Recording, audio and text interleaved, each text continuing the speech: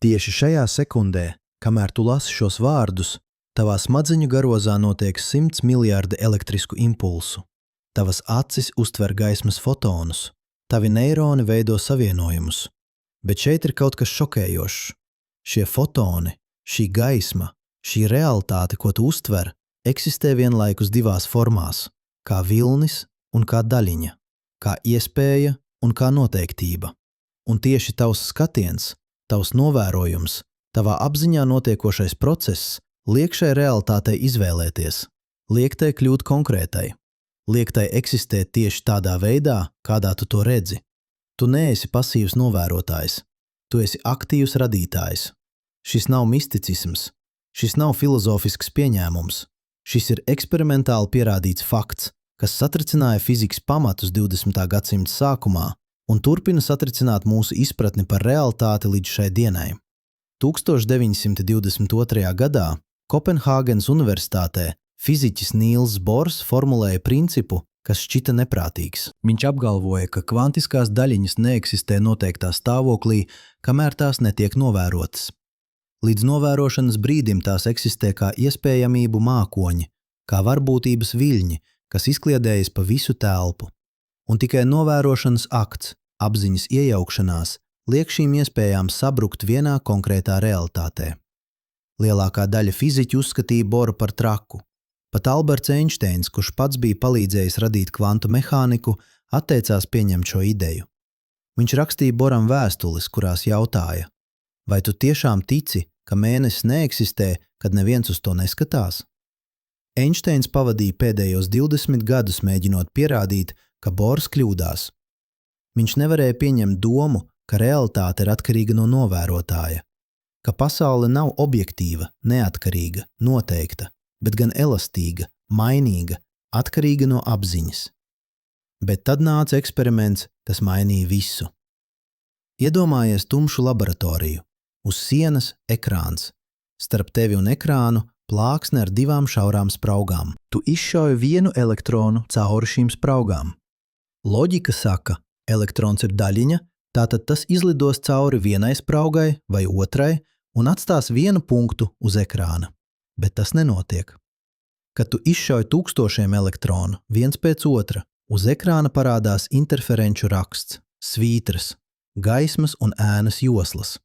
Tieši tāds pats raksts, kāds veidojās, kad viļņi, ūdens viļņi, skaņas viļņi, gaismas viļņi iziet cauri 2 spraugām un miedarbojās viens ar otru. Bet kā var viens elektrons radīt interferenču rakstu? Kā viena daļiņa var iziet cauri abām spraugām vienlaikus un interferēt pati ar sevi? Atbilde ir šokējoša. Elektrons nav daļiņa, vismaz ne pirms tu to novēro. Tas ir varbūtības vilnis, kas izplatās cauri abām spraugām vienlaikus, interferē pats ar sevi un rada svītru rakstu uz ekrāna. Elektrons eksistē visās iespējamās vietās vienlaikus, līdz kāds to novēro. Bet šeit sākas patiešām dīvainā daļa. 1924. gadā fiziķi nolēma pievienot detektoru pie spraugām. Viņi gribēja redzēt, cauri kurai spraugai elektrons patiešām iziet. Un brīdī, kad viņi to izdarīja, interferenču raksts pazuda, pilnībā. Uz ekrāna parādījās tikai 2 svītras, tieši aiz spraugām. Elektrons sāk uzvesties kā parasta daļiņa. Tas izvēlējās vienu sprugu. Tas vairs neinterferēja pats ar sevi. Novērošanas akts izmainīja elektronu uzvedību. Ne tāpēc, ka detektors fiziski traucēja elektronam, ne tāpēc, ka mērīšanas process radīja kādu mehānisku ietekmi, bet tāpēc, ka informācija par elektrona ceļu kļuva pieejama. Tāpēc, ka kāds varēja zināt, kur elektrons atrodas. Un šī zināšanas iespēja, šī apziņas potenciālā iejaukšanās lika varbūtības vilnim sabrukt konkrētā realitātē. Džons Arčibalds Vīlers, Princetons universitātes fiziķis, kurš strādāja pie atombumbas izstrādes un vēlāk kļuva par vienu no vadošajiem kvantu mehānikas teorētiķiem, nosauca šo fenomenu par aizkavētas izvēles eksperimentu. 1978. gadā viņš ierosināja vēl trako ideju. Ko, ja mēs nolēmtu, vai novērot elektronu vai ne, jau pēc tam, kad tas ir izgājis cauri spraugām, bet pirms tas sasniedz ekrānu? Loģika saka, tas nevar ietekmēt elektronu uzvedību. Elektrons jau ir izgājis cauri spraugām. Viņa pagātne jau ir noteikta. Bet eksperimenti parādīja pretējo. Lēmums novērot vai nenovērot elektronu pieņemts pēc tam, kad tas jau ir izgājis cauri spraugām, joprojām ietekmē, vai tas uzvedas kā vilnis vai kā daļiņa. It kā tagadnes izvēle ietekmē pagātni. It kā laiks kvanta pasaulē neplūst tikai vienā virzienā. Šis nav tikai teorētisks paradokss. 1987. gadā Merilendas Universitātē fiziķi Kerols Alijs un Džons Vīlers veica šo eksperimentu ar reāliem fotoniem. Viņi izmantoja sarežģītu optisko sistēmu, kas ļāva izlemt, vai mērīt fotona ceļu vai ne, jau pēc tam, kad fotons bija izgājis cauri eksperimentālai iekārtai. Rezultāti bija nepārprotami. Fotona uzvedība pagātnē mainījās atkarībā no lēmuma, kas tika pieņemts nākotnē. Realitāte nav iepriekš noteikta, tā nav fiksēta, tā nav neatkarīga no novērotāja. Tā ir elastīga, mainīga, atkarīga no apziņas, kas to novēro. Bet kas tieši ir šī novērošana? Kas ir šis apziņas akts, kas liek realitātei izvēlēties? Šis ir jautājums, kas mocījis fiziķus gandrīz 100 gadus. Daudzi uzskata, ka problēma ir mērīšanas procesā, ka detektori, instrumenti, fizikāla miedarbība ar daļiņu liek viļņa funkcijai sabrukt. Bet šī interpretācija rada vēl vairāk jautājumu. Kas tieši ir mērīšana? Kur novilkt robežu starp kvantu sistēmu un klasisko pasauli? Vai pietiek ar to, ka fotons saduras ar detektoru? Vai nepieciešams, lai detektors reģistrē signālu? Vai nepieciešams, lai cilvēks nolasa šo signālu?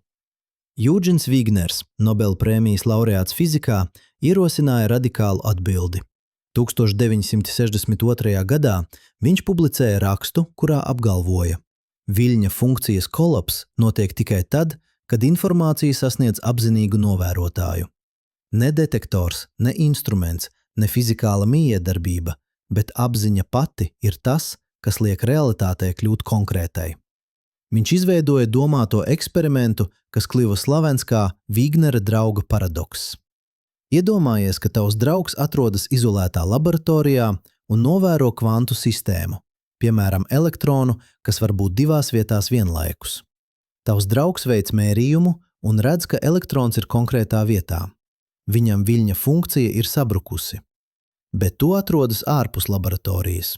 Tev visa laboratorija, ieskaitot tavu draugu un elektronu, joprojām ir kvantu superpozīcijā. Tavs draugs vienlaikus ir redzējis elektronu abās vietās. Tikai tad, kad tu atvēri laboratorijas durvis un pajautā draugam, ko viņš redzēja, realitāte kļūst noteikta arī tev. Šis paradokss liek domāt, ka apziņai ir hierarhija, ka ir dažādi apziņas līmeņi un katrs līmenis rada savu realitātes versiju. Bet kur ir augstākais līmenis? Kur ir galīgais novērotājs, kura apziņa nosaka galīgo realitāti? Daži fiziķi, piemēram Freds Alans Volfs un Amits Gosvami, ir gājuši vēl tālāk.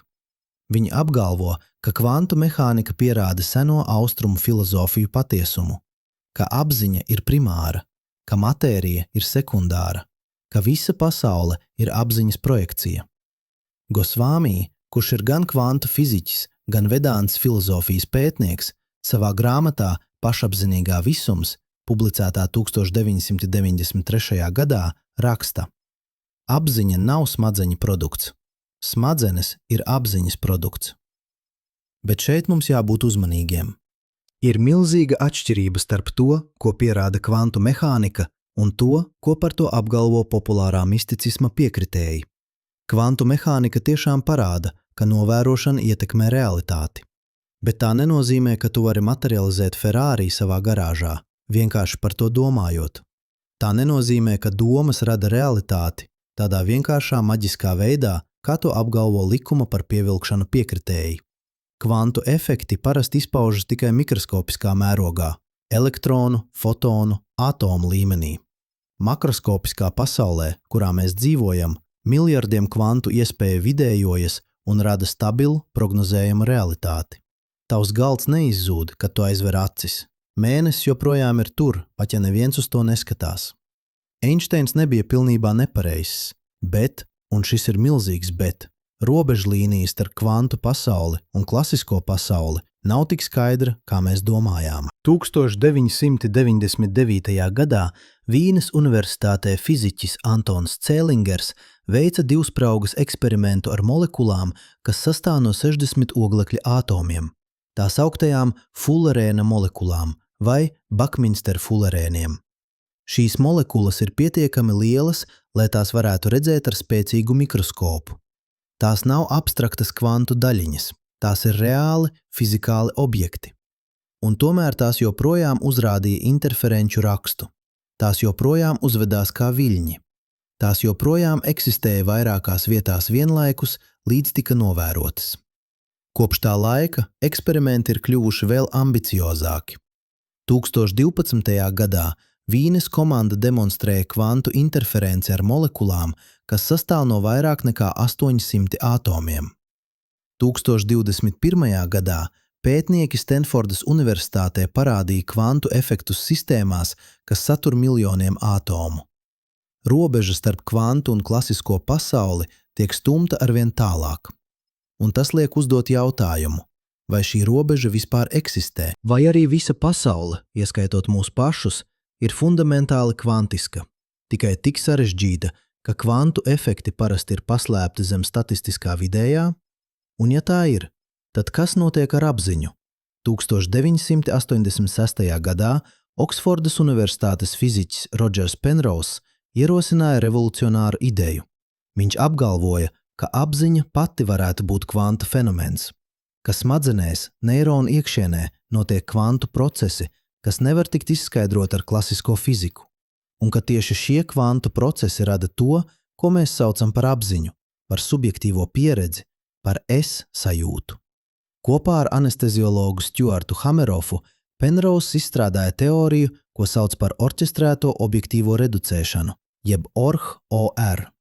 Saskaņā ar šo teoriju apziņa rodas, kad kvantu superpozīcijas smadzeņu mikrotubulās, sīkās struktūrās neironu iekšienē, sasniedz noteiktu slieksni un sabrūk vienā konkrētā stāvoklī. Šis kolaps nav nejaušs. Tas nav tikai fizikāla miedarbība ar vidi, tas ir fundamentāls process, kas saistīts ar pašas telpas laika struktūru.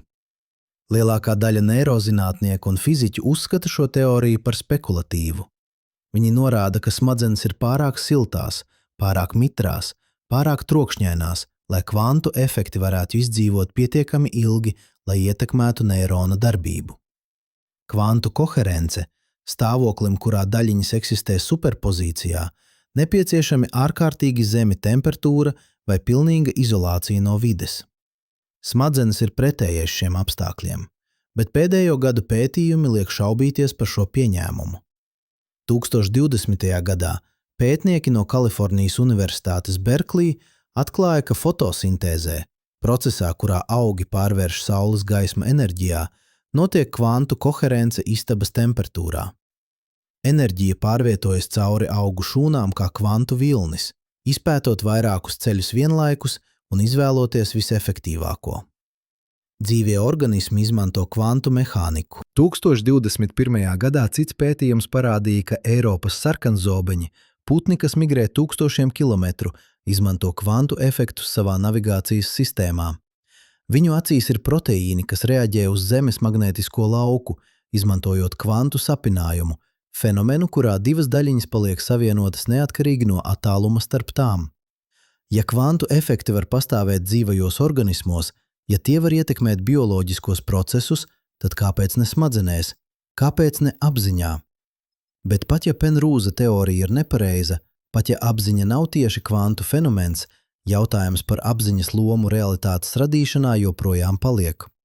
Jo kvantu mehānika nepārprotami parāda, novērošana maina realitāti, un novērošana ir apziņas akts. Tātad kas tieši notiek, kad tu novēro kaut ko? Iedomājies, ka tu skaties uz sarkanu ābolu. Tavām acīm šķiet, ka tu vienkārši uztver objektīvu realitāti, ābolu, kas eksistē neatkarīgi no tevis. Bet kas patiesībā notiek? Gaismas fotoni, kas atspoguļojas no ābola, iekļūst tavā acī un saduras ar fotoreceptoriem tīklenē. Šie fotoreceptori ir molekulas, kas maina savu formu, kad absorbē fotonu. Šī formas izmaiņa izraisa ķīmisku reakciju ķēdi, kas galu galā rada elektrisko impulsu. Šis impulss ceļo pa redzes nervu uz smadzeņu aizmugurējo daļu, uz redzes garozu. Bet redzes garoza neanalizē attēlu kā kamera, tā to rekonstruē. Miljoniem neironu aktivizējas specifiskos rakstos.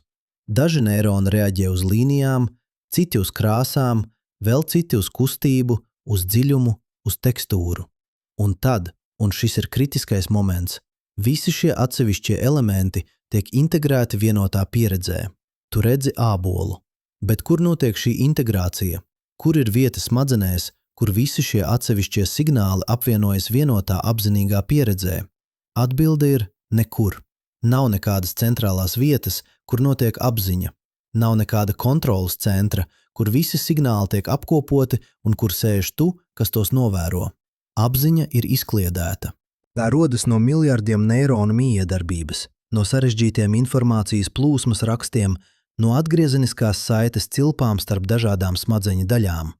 Un tomēr tu pieredze ir vienota. Tu nejūti miljardus atsevišķus signālus, tu jūti vienu integrētu realitāti, vienu ābolu, vienu pasauli. Kā tas ir iespējams? Šis jautājums, kā miljardi atsevišķi neironu signāli kļūst par vienu vienotu pieredzi, ir viens no lielākajiem neatrisinātajiem jautājumiem neirozinatnē. To sauc par saistīšanas problēmu, jeb binding problem. Un tā nav tikai akadēmiska mīkla. Tā ir tieša norāde uz to, ka kaut kas fundamentāls mūsu izpratnē par apziņu un realitāti joprojām trūkst. Kad tu redzi sarkanu ābolu uz zaļa galda, tavās smadzenēs aktivizējas desmitiem dažādu zonu. Viena zona apstrādā krāsu, sarkans, cita zona apstrādā formu, apaļš, vēl cita zona apstrādā tekstūru, glūts. Ceturtā zona apstrādā atrašanās vietu, uz galda. Piektā zona apstrādā krāsu, zaļš galdautam. Sestā zona apstrādā dziļumu, attālumu, apgaismojumu. Visi šie procesi notiek paralēli dažādās smadzeņu daļās, dažādos laikos. Krāsas apstrāde notiek ātrāk nekā formas apstrāde. Kustības apstrāde notiek ātrāk nekā detaļu apstrāde. Un tomēr tu neredzi vispirms sarkanu plankumu, tad apaļu formu, tad gludu virsmu, kas lēnām savienojas kopā. Tu redzi ābolu, uzreiz, vienlaikus, kā vienotu objektu. Kā tas notiek? 1989. gadā vācu neirozinātnieks Wolfs Zingers no Frankfurtes Maksa Planka institūta ierosināja revolucionāru atbildi. Viņš atklāja, ka neironi, kas apstrādā viena objekta dažādas īpašības, sinhronizē savu aktivitāti. Tie sāk šaut elektriskiem impulsiem vienā ritmā, ar frekvenci aptuveni 40 reizes sekundē, tā sauktajā gamma diapazonā. Iedomājies simfonisko orķestri. Katrs instruments spēlē savu partiju.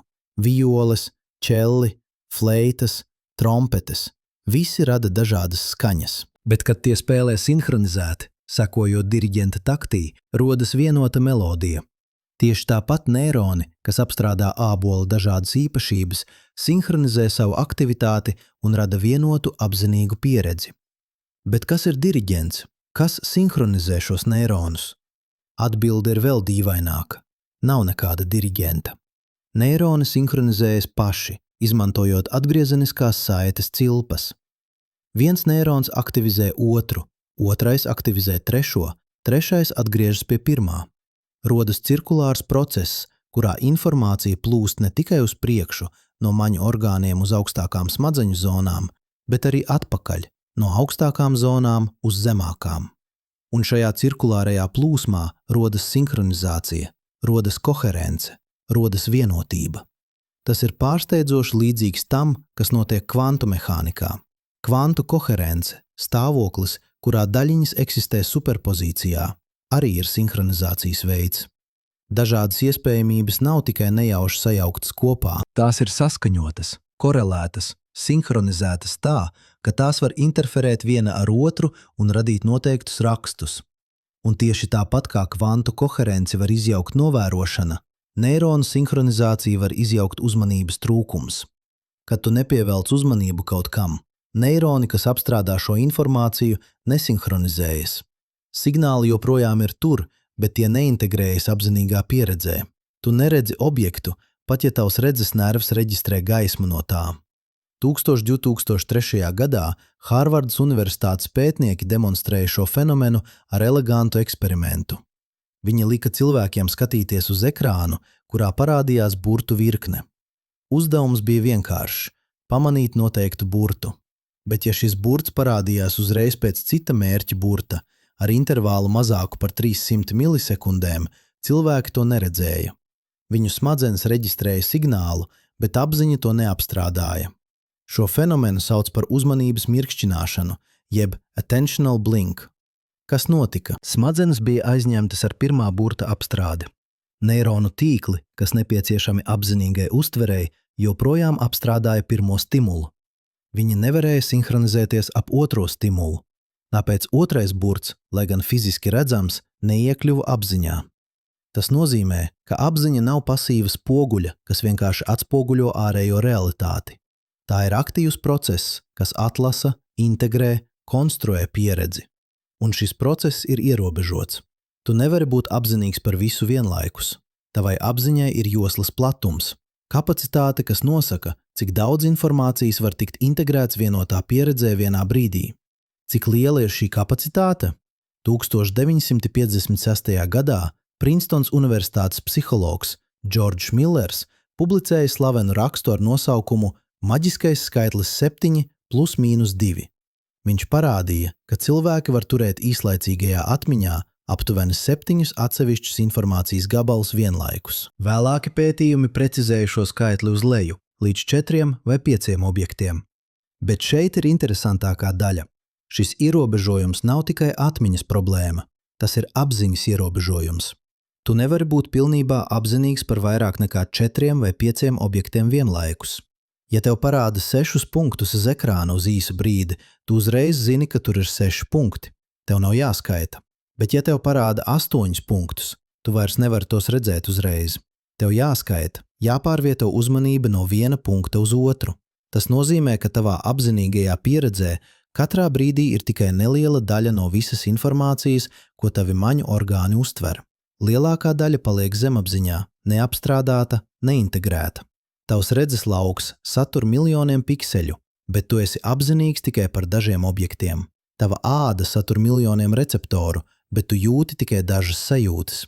Tavs dzirdes aparāts uztver tūkstošiem skaņu, bet tu dzirdi tikai dažas. Un tomēr tev šķiet, ka tu pieredze ir pilnīga, bagāta, detalizēta. Kāpēc? Tāpēc, ka tavas smadzenes tevi maldina. Tās rada ilūziju par pilnīgu, detalizētu pasauli, lai gan patiesībā tās konstruē tikai nelielu fragmentu un aizpilda pārējo ar pieņēmumiem, ar atmiņām, ar prognozēm. 1999. gadā Hārvardas Universitātes psihologs Daniels Simons un Kristofers Čabris izveidoja slaveno neredzamās gorillas eksperimentu. Viņi uzņēma video, kurā 2 komandas, viena baltās drēbēs, otra melnās, spēlē basketbolu. Skatītājiem tika lūgts saskaitīt, cik reizes baltā komanda nodod bumbu. Vidū video uz 29 sekundēm pa ekrānu pastaigājas cilvēks gorillas kostīmā. Viņš apstājas centrā, sit sev pa krūtīm un aiziet. Puse no skatītājiem gorillu neredzēja. Viņi bija tik koncentrēti uz bumbu skaitīšanu, ka viņu apziņa vienkārši neapstrādāja gorillu, lai gan tā bija skaidri redzama, melnā pret baltu fonu uz 9 sekundēm. Šis fenomens, ko sauc par neuzmanības aklumu, jeb inattentional blindness, parāda, cik ierobežota ir mūsu apziņa. Tu neredzi to, kam nepievērs uzmanību, un tu nevari pievērst uzmanību visam vienlaikus. Tāpēc tavas smadzenes atlasa, tās filtrē, tās konstruē realitāti pamatojoties uz to, kas šķiet svarīgs, uz to, ko tu sagaidi redzēt, uz to, kas atbilst taviem mērķiem. Bet ja tavas smadzenes konstruē realitāti, tad kas ir īstā realitāte? Kas ir tur ārpusē, neatkarīgi no tavas apziņas? Šis jautājums atgriež mūs pie kvantu mehānikas, jo kvantu mehānika saka, nav nekādas īstās realitātes, neatkarīgi no novērotāja.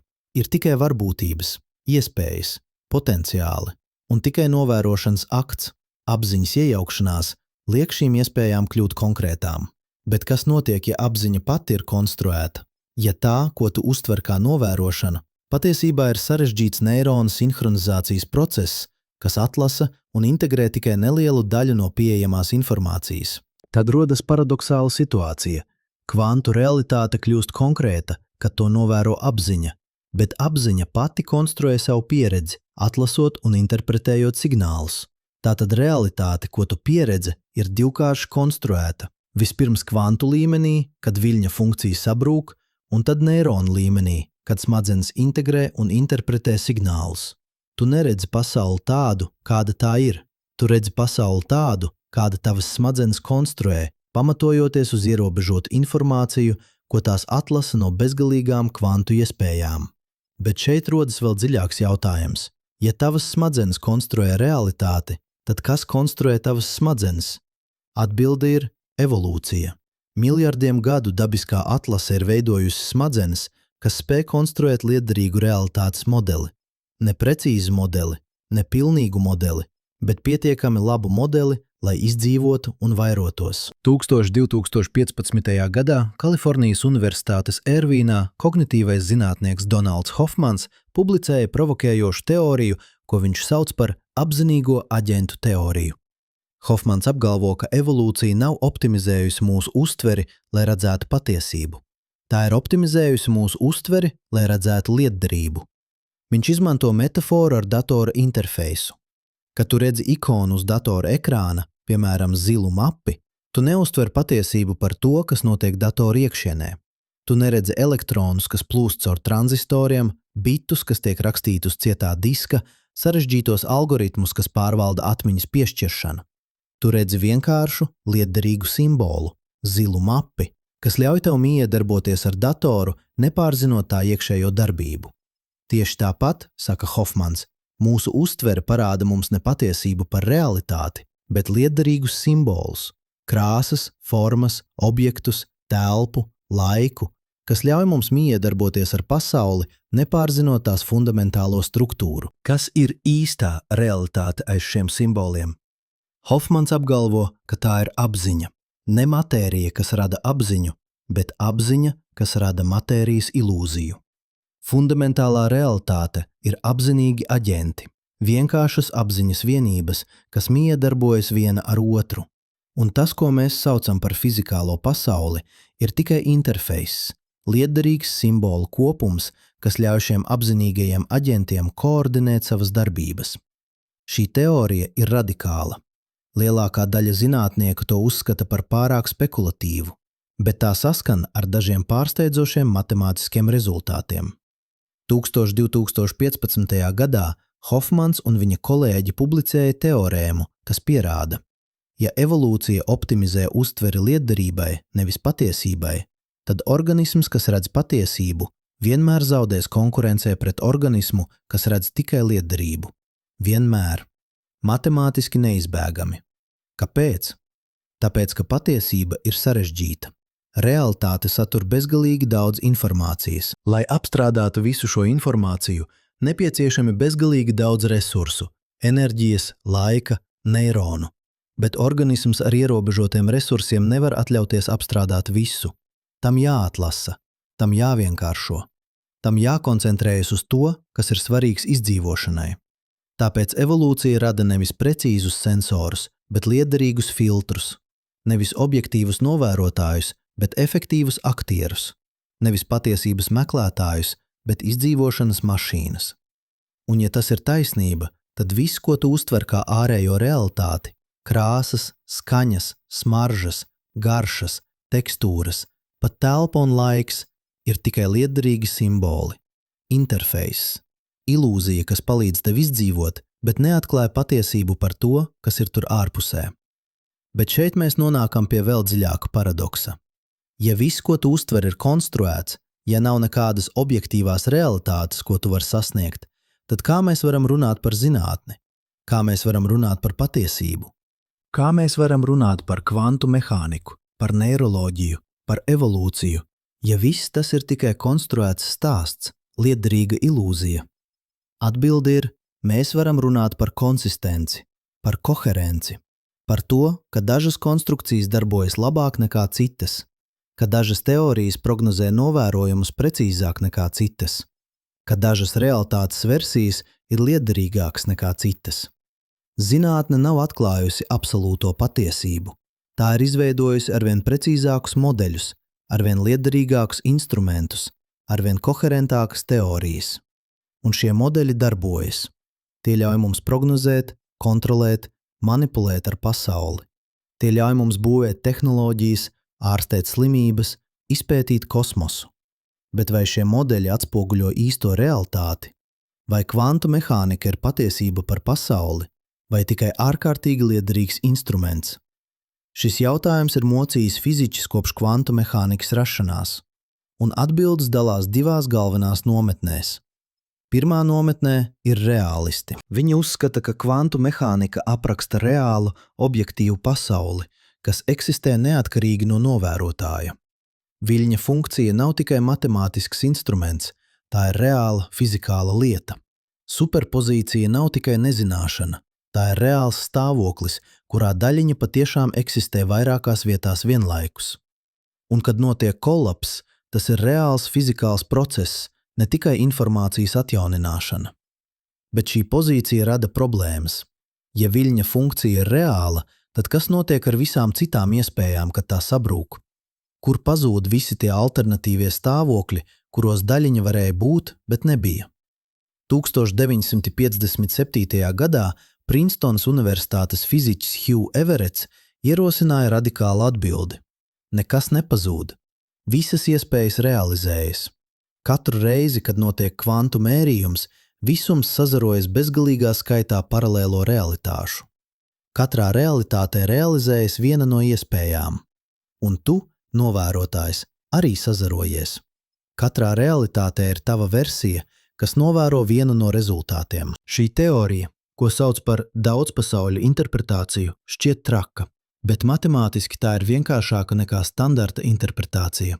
Tai nav nepieciešams pievienot īpašu kolapsa procesu. Viļņa funkcija vienkārši turpina attīstīties saskaņā ar Schrödingera vienādojumu, un visi rezultāti realizējas paralēlās pasaulēs. Bet vai šīs paralēlās pasaules ir reālas? Vai tās eksistē tādā pašā nozīmē, kādā eksistē šī pasaule, ko tu pieredzi tagad? Otrā nometnē ir instrumentālisti. Viņi uzskata, ka kvantu mehānika nav apraksts par realitāti. Tā ir tikai instruments prognozēšanai. Viļņa funkcija nav reāla lieta. Tā ir matemātiska formula, kas ļauj aprēķināt varbūtības. Superpozīcija nav reāls stāvoklis. Tā ir tikai veids, kā kodēt mūsu nezināšanu. Un kollaps nav fizikāls process. Tas ir tikai informācijas atjaunināšana, kad mēs iegūstam jaunas zināšanas. Šī pozīcija izvairās no metafiziskiem jautājumiem par paralēlām pasaulēm un viļņu funkciju realitāti. Bet tā arī atsakās atbildēt uz jautājumu, kas ir realitāte. Ja kvantu mehānika ir tikai instruments, tad kas ir tur ārpusē, ko šis instruments apraksta? Un šeit mēs nonākam pie centrālā paradoksa. Zinātne, kas radīta, lai izprastu realitāti, nonāk pie secinājuma, ka realitāte ir atkarīga no novērotāja. Vai pat, ka realitāte ir konstruēta no novērotāja, ka nav nekādas objektīvās pasaules tur ārpusē, neatkarīgi no apziņas. Bet ja tas ir taisnība, tad kas ir apziņa?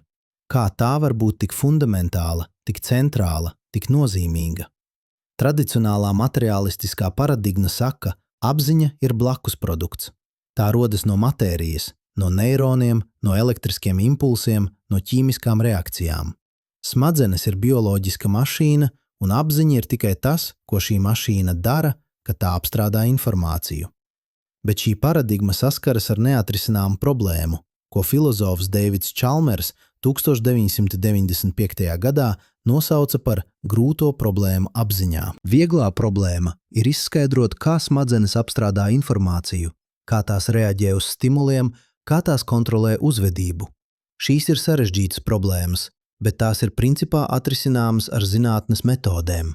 Grūtā problēma ir izskaidrot, kāpēc šī informācijas apstrāde ir pavadīta ar subjektīvu pieredzi. Kāpēc ir kaut kas, ko nozīmē būt tev? Kāpēc sarkans izskatās tieši tā, nevis citādi? Kāpēc sāpes jūtas tieši tā, nevis citādi? Kāpēc ir es sajūta, subjektivitāte, apzinīga pieredze? Tu vari pilnībā aprakstīt, kas notiek smadzenēs, kad tu redzi sarkanu krāsu, kuri neironi aktivizējas, kādas ķīmiskās vielas tiek izdalītas, kādi elektriskie raksti veidojas.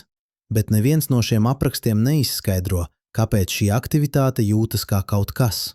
Kāpēc tā nav tikai tumša, bezapzinīga informācijas apstrāde, bet gan spilgta, dzīva, subjektīva pieredze. Materiālisti apgalvo, ka šī ir pseido problēma, ka subjektīvā pieredze vienkārši ir tas, ko neironu aktivitāte ir no iekšpuses, ka nav nekādas noslēpumainās papildu sastāvdaļas, kas jāizskaidro. Apziņa vienkārši ir tas, ko smadzenes dara, bet šis apgalvojums neatbild uz jautājumu. Tas tikai pārdēvē problēmu. Kāpēc neironu aktivitātei ir iekšpuse? Kāpēc tai ir subjektīvā perspektīva? Kāpēc tā nav tikai objektīvs fizikāls process, kā visi citi procesi dabā? Daži filozofi un zinātnieki ir ierosinājuši radikālu risinājumu. Varbūt apziņa nav blakus produkts, varbūt tā ir fundamentāla, varbūt tā ir tikpat pamata kā masa, lādiņš, enerģija. Varbūt visa matērija satur kaut kādu primitīvu apziņas formu, un sarežģītākas apziņas formas, kā cilvēka apziņa, rodas, kad šie primitīvie elementi organizējas sarežģītās struktūrās. Šo pozīciju sauc par panpsihismu. Un, lai gan tā šķiet dīvaina, tā ir guvusi arvien lielāku atbalstu pēdējos gados. 2012. gadā filozofs Gālens Strossons publicēja ietekmīgu rakstu, kurā argumentēja, ka materiālisms loģiski noved pie panpsihisma. Ja apziņa eksistē, un ja tā rodas no matērijas, tad matērijai jau jāsatur apziņas potenciāls. Citādi apziņa rastos no nekā, kas ir loģiski neiespējami. 2020. gadā neirozinātnieks Kristofs Kohs un filozofs Filips Gofs publicēja grāmatu, kurā viņi apvieno panpsihismu ar integrētās informācijas teoriju, vienu no vadošajām zinātniski pamatotajām apziņas teorijām. Viņi apgalvo, ka apziņa rodas, kad sistēma integrē informāciju noteiktā veidā, un ka šī integrācija nav tikai funkcionāla īpašība, bet fundamentāla ontoliska īpašība. Kaut kas, kas piemīt pašai realitātei. Bet ja apziņa ir fundamentāla, ja tā nav tikai blakus produkts, bet pamata īpašība realitātes, tad kvantu mehānikas atklājums par novērotāja lomu kļūst vēl dziļāks. Tas nav tikai dīvains fakts par daļiņu uzvedību. Tas ir norāde uz to, ka apziņa un realitāte ir fundamentāli savienotas, ka tās nav divas atsevišķas lietas, subjektīvā pasaule šeit iekšā un objektīvā pasaule tur ārā, bet gan divas vienas un tās pašas realitātes puses. Austrumu filozofijas tradīcijas ir apgalvojušas šo patiesību tūkstošiem gadu. Vedanta, budisms, taoisms, visas šīs tradīcijas māca, ka duālisms starp apziņu un matēriju ir ilūzija, ka fundamentālā realitāte ir nedivīdēta, ka tas, ko mēs saucam par es, un tas, ko mēs saucam par pasaule, ir vienas un tās pašas lietas izpausmes. Upanišadas, senās Indijas filozofiskās tekstas, rakstītas pirms 2500 gadu, satur slaveno frāzi Tat tvam asi. Tu esi tas. Individuālā apziņa, atmans un universālā realitāte, brahmans, nav divas dažādas lietas. Tās ir viena un tā pati. Budisms māca, ka es sajūta ir ilūzija, ka nav nekādas pastāvīgas neatkarīgas būtnes, ko varētu saukt par es. Ir tikai plūsma, process, nepārtraukta kļūšana, un ka šī plūsma nav atdalīta no pasaules plūsmas. Viss ir savstarpēji saistīts, savstarpēji atkarīgs, savstarpēji radīts. Vai kvantu mehānika pierāda šīs senās gudrības patiesību? Vai tā parāda, ka apziņa un realitāte patiešām ir nedivīdētas? Ne tieši. Kvantu mehānika ir fizikāla teorija, ne filozofiska doktrīna. Tā apraksta, kā daļiņas uzvedas, nekāda ir realitātes galīgā daba, bet tā noteikti liek mums pārvērtēt mūsu pieņēmumus. Tā parāda, ka materiālistiskā paradigma, ideja, ka pasaule sastāv no neatkarīgiem objektiem, kas eksistē noteiktā stāvoklī neatkarīgi no novērotāja, nav pilnīga, ka realitāte ir daudz dīvaināka, daudz elastīgāka, daudz vairāk saistīta ar apziņu, nekā mēs domājām. Un tas atver jaunas iespējas, jaunus jautājumus, jaunas pētniecības virzienus. Ja apziņa patiešām ietekmē realitāti kvantu līmenī, Vai mēs varam izmantot šo ietekmi? Vai mēs varam apzināti kontrolēt kvantu procesus ar domu spēku? Lielākā daļa fiziķu saka nē. Kvantu kolaps ir nejaušs process. Tu nevari izvēlēties, kāds būs rezultāts. Tu vari tikai novērot, un rezultāts būs viens no iespējamiem ar noteiktu varbūtību. Tavs prāts nevar likt elektronam būt vienā vietā, nevis otrā, bet daži pētnieki nav tik pārliecināti. 2014. gadā Princetons Universitātes inženierzinātņu anomāliju pētniecības laboratorija PAIR publicēja gala ziņojumu par 28 gadiem ilgiem eksperimentiem. Viņi pētīja, vai cilvēka nodoms var ietekmēt nejaušu skaitļu ģeneratorus, ierīces, kas izmanto kvantu procesus, lai radītu patiešām nejaušus skaitļus. Rezultāti bija mazi, bet statistiski nozīmīgi. Cilvēki, kas koncentrējās uz nodomu ietekmēt ģeneratoru, radīja nelielas, bet mērāmas novirzes no nejaušības. Efekts bija tik mazs, ka tam nebija praktiskas nozīmes, bet tas bija tur, atkārtojams, statistiski nozīmīgs. Vai tas pierāda, ka prāts var ietekmēt matēriju? Lielākā daļa zinātnieku ir skeptiski. Viņi norāda uz metodoliskām problēmām, uz iespējamiem artefaktiem, uz to, ka efekts ir tik mazs, ka tas varētu būt tikai statistiska fluktuācija. PAIR laboratorija tika slēgta 2007. gadā, un lielākā daļa zinātnes kopienas uzskata tās rezultātus par neapstiprināmiem. Bet jautājums paliek, ja apziņa patiešām ir fundamentāla, ja tā patiešām ir saistīta ar kvantu procesiem, tad kāpēc mēs nevaram to kontrolēt? Kāpēc mēs nevaram apzināti izmantot šo saikni? Varbūt tāpēc, ka mēs jau to darām. Tikai ne tādā vienkāršā, tieša veidā, kā mēs iedomājamies. Katru reizi, kad tu pieņem lēmumu, tavas smadzenes veic sarežģīta neirona aktivitātes rakstu. Šī aktivitāte ietekmē, kā tu rīkojies. Tavas darbības ietekmē pasauli, un pasaule savukārt ietekmē tevi. Rodas atgriezeniskās saites, cilpa starp apziņu un realitāti. Tu neradi realitāti ar tīru domu spēku, bet tu piedalies realitātes radīšanā ar katru izvēli, ar katru darbību, ar katru novērojumu. Tu neesi pasīvs skatītājs, tu esi aktīvs dalībnieks, tu esi līdzradītājs, un tas maina visu. Tātad, ja tu neesi pasīvs novērotājs, bet aktīvs līdzradītājs, kas tas nozīmē tavai dzīvei? Kā šī izpratne maina veidu, kādā tu pieredzi realitāti? Kā tā ietekmē tavas izvēles, tavas darbības, tavu attiecību ar pasauli? Šie nav tikai abstrakti filozofiski jautājumi, tie ir dziļi praktiski jautājumi, kas skar katru tavu dzīves aspektu.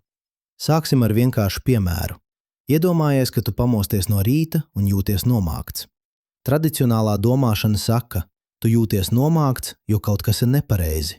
Varbūt tev ir ķīmisks disbalanss smadzenēs, varbūt tev ir negatīvas domas, varbūt tev ir grūtības dzīvē. Problēma ir tur iekšā vai tur ārā, un tev jāatrod veids, kā to salabot. Bet ko nozīmē izpratne, ka tu apziņa aktīvi konstruē pieredzi? Tas nozīmē, ka nomāktība nav tikai pasīva reakcija uz apstākļiem. Tā ir aktīvs process, kurā tavas smadzenes atlasa noteiktu informāciju, interpretē to noteiktā veidā, rada noteiktu neironu aktivitātes rakstu. Un šis raksts nav fiksēts, tas nav neizbēgams, tas ir elastīgs, maināms, atkarīgs no tā, kur tu virzi savu uzmanību. 2011. gadā Viskonsīnas Universitātes neirozinātnieks Ričards Deividsons publicēja revolucionāru pētījumu par meditācijas ietekmi uz smadzenēm. Viņš skenēja Tibetas budisma mūku smadzenes, cilvēkus, kas bija pavadījuši 10 000 stundu meditācijā. Rezultāti bija pārsteidzoši. Mūku smadzenēs bija dramatiski palielināta aktivitāte kreisajā priekšējā garozā, zonā, kas saistīta ar pozitīvām emocijām, labklājību, noturību. Viņu gamma viļņu aktivitāte, tā pati neironu sinhronizācija, par kuru runājām iepriekš, bija augstākā, kāda jebkad izmērīta. Un kas vēl svarīgāk, šīs izmaiņas nebija tikai īslaicīgas, tās bija strukturālas. Mūku smadzenes bija fiziski pārveidojušās. Bet šeit ir kritiskā daļa. Šīs izmaiņas nebija radītas ar zālēm, ne ar ķirurģiju, ne ar ārēju iejaukšanos. Tās bija radītas ar uzmanību, ar apzinīgu praksi, kurā mūki sistemātiski virzīja savu uzmanību uz noteiktiem objektiem, uz elpu, uz līdzjūtību, uz klātbūtni šajā brīdī. Uzmanība nav tikai pasīvs prožektors, kas apgaismo to, kas jau ir tur. Tā ir aktīvs instruments, kas veido to, kas kļūst redzams, kas nosaka, kuri neironi sinhronizējas, kas konstruē pieredzi. Un ja tu vari trenēt uzmanību, tu vari pārveidot pieredzi, tu vari pārveidot smadzenes, tu vari pārveidot sevi. 2020. gadā Hārvardas Universitātes pētnieki demonstrēja, ka jau 8 nedēļas ikdienas meditācijas praksē rada mērāmas izmaiņas smadzeņu struktūrā. Palielinās pelēkās vielas blīvums hipokampā, zonā, kas atbildīga par mācīšanos un atmiņu. Samazinās amigdalas, bailes un stresu apstrādājošās zonas izmērs. Palielinās savienojums starp dažādām smadzeņu zonām. Tavas smadzenes nav fiksētas. Tās ir plastikas. Tās nepārtraukti pārveido sevi, pamatojoties uz to, kur tu virzi uzmanību, ko tu praktizē, kā tu lieto savu apziņu. Bet šeit rodas dziļāks jautājums. Ja tu vari pārveidot smadzenes ar uzmanību, vai tu vari pārveidot arī ķermeni? Vai apziņa var ietekmēt ne tikai neironu aktivitāti, bet arī fizioloģiskos procesus, imūnsistēmu, hormonālo līdzsvaru, pat šūnu funkciju? Atbilde ir jā, un pierādījumi ir pārsteidzoši. 1975. gadā Ročesteras Universitātes psihologs Roberts Aders veica eksperimentu, kas šķita vienkāršs. Viņš deva žurkām saldu ūdeni kopā ar zāli, kas nomāca imūnsistēmu. Pēc vairākām reizēm žurku organismi iemācījās asociēt saldo garšu ar imūnsupresiju. Un tad notika kaut kas neparasts. Kad Aders deva žurkām tikai saldo ūdeni bez zālēm, viņu imūnsistēma joprojām tika nomākta. Tikai garša, tikai asociācija, tikai smadzeņu process bija pietiekams, lai ietekmētu imūnsistēmu. Šis atklājums radīja jaunu zinātnes nozari – psihoneiroimunoloģiju. Pētījumi parādīja, ka smadzenes un imūnsistēma nav atsevišķas sistēmas, tās ir cieši savienotas. Neironi sūta signālus imūnšūnām, imūnšūnas sūta signālus neironiem, un šī divvirzienu komunikācija nozīmē, ka tas, kas notiek tavā apziņā, tavi uzskati, tavas emocijas, tavs stress līmenis, tava uzmanības virzība tieši ietekmē tavu fizisko veselību. 1997. gadā Pitsburgas Universitātes pētnieki veica slaveno saaugstēšanās eksperimentu. Viņi pakļāva brīvprātīgos vīrusam, kas izraisa saaugstēšanos, un tad mērīja, cik daudzi patiešām saslimst. Rezultāts – cilvēki ar augstu stresa līmeni bija 2 reizes vairāk pakļauti saslimšanai nekā cilvēki ar zemu stresa līmeni. Stress, kas ir apziņas stāvoklis, tieši novājināja imūnsistēmu. Bet vēl interesantāk, 2003. gadā Viskonsīnas Universitātes pētnieki parādīja, ka meditācija pastiprina imūnsistēmu. Cilvēki, kas praktizēja apzinātības meditāciju 8 nedēļas, ražoja vairāk antivielu pēc gripas vakcīnas nekā kontroles grupa. Viņu imūnsistēma bija efektīvāka, un šī efektivitāte korelēja ar izmaiņām smadzeņu aktivitātē. Jo vairāk aktivitātes kreisajā priekšējā garozā, jo spēcīgāka imūnreakcija. Apziņa neietekmē tikai to, kā tu pieredzi pasauli. Tā ietekmē arī to, kā tavs ķermenis funkcionē, kā tas dziedina, kā tas aizsargājas, kā tas noveco. 2019. gadā Kalifornijas Universitātes San Francisco pētnieki atklāja, ka hronisks stress pātrina šūnu novecošanos. Viņi mērīja telomēru garumu, DNS sekvences, kas aizsargā chromosomas un saīsinās ar katru šūnas dalīšanos. Īsākas telomēras nozīmē ātrāku novecošanos, un cilvēkiem ar augstu stresa līmeni telomēras bija īsākas, it kā viņi būtu bioloģiski vecāki nekā viņu chronoloģiskais vecums. Bet, un šis ir kritiskais punkts, stress nav tikai ārēja apstākļu funkcija. Tas ir arī interpretācijas funkcija. 2 cilvēki var piedzīvot tos pašus apstākļus, bet viens jūtas stresā, otrs nē. Atšķirība ir tajā, kā viņi interpretē situāciju, kā viņi uz to reaģē, kur viņi virza uzmanību. 2013. gadā Stenfordas Universitātes psiholoģe Alija Kruma publicēja fascinējošu pētījumu. Viņa parādīja, ka cilvēka uzskati par stresu ietekmē tā fizioloģisko ietekmi. Cilvēki, kas uzskatīja, ka stress ir kaitīgs, uzrādīja negatīvas veselības sekas, paaugstinātu kortizola līmeni, vājinātu imūnsistēmu, palielinātu sirdslimību risku. Bet cilvēki, kas uzskatīja, ka stress var būt lietderīgs, ka tas mobilizē resursus, uzlabo sniegumu, veicina izaugsmi, neuzrādīja šīs negatīvās sekas. Viņu ķermeņi reaģēja uz stresu kā uz izaicinājumu, nevis kā uz draudu. Uzskati veido fizioloģiju, interpretācija veido realitāti, apziņa veido ķermeni. Bet cik tālu šī ietekme sniedzas? Vai apziņa var ietekmēt ne tikai imūnsistēmu un stresa reakciju, bet arī slimību gaitu? Vai tā var ietekmēt dziedināšanu? Šis jautājums ir kontroversāls. Daudzi cilvēki apgalvo, ka pozitīva domāšana var izārstēt vēzi, ka vizualizācija var likvidēt audzējus, ka ticība var radīt brīnumainas dziedināšanas. Un zinātne lielākoties noraida šos apgalvojumus kā nepamatotus, bīstamus, vainojošus slimos cilvēkos par viņu slimību. Bet patiesība ir sarežģītāka. Apziņa nevar izārstēt vēzi ar tīru domu spēku. Slimības ir reālas fiziskas parādības ar sarežģītām bioloģiskām cēloņiem. Bet apziņa var ietekmēt faktorus, kas ietekmē slimības gaitu, stresa līmeni, imūnsistēmas funkciju, iekaisuma procesus, uzvedību, kas veicina veselību vai slimību. 2011. gadā Pitsburgas Universitātes pētnieki veica meta-analīzi, pārskatu par 100 pētījumu par psiholoģisko faktoru ietekmi uz vēža izdzīvošanu. Rezultāti bija niansoti.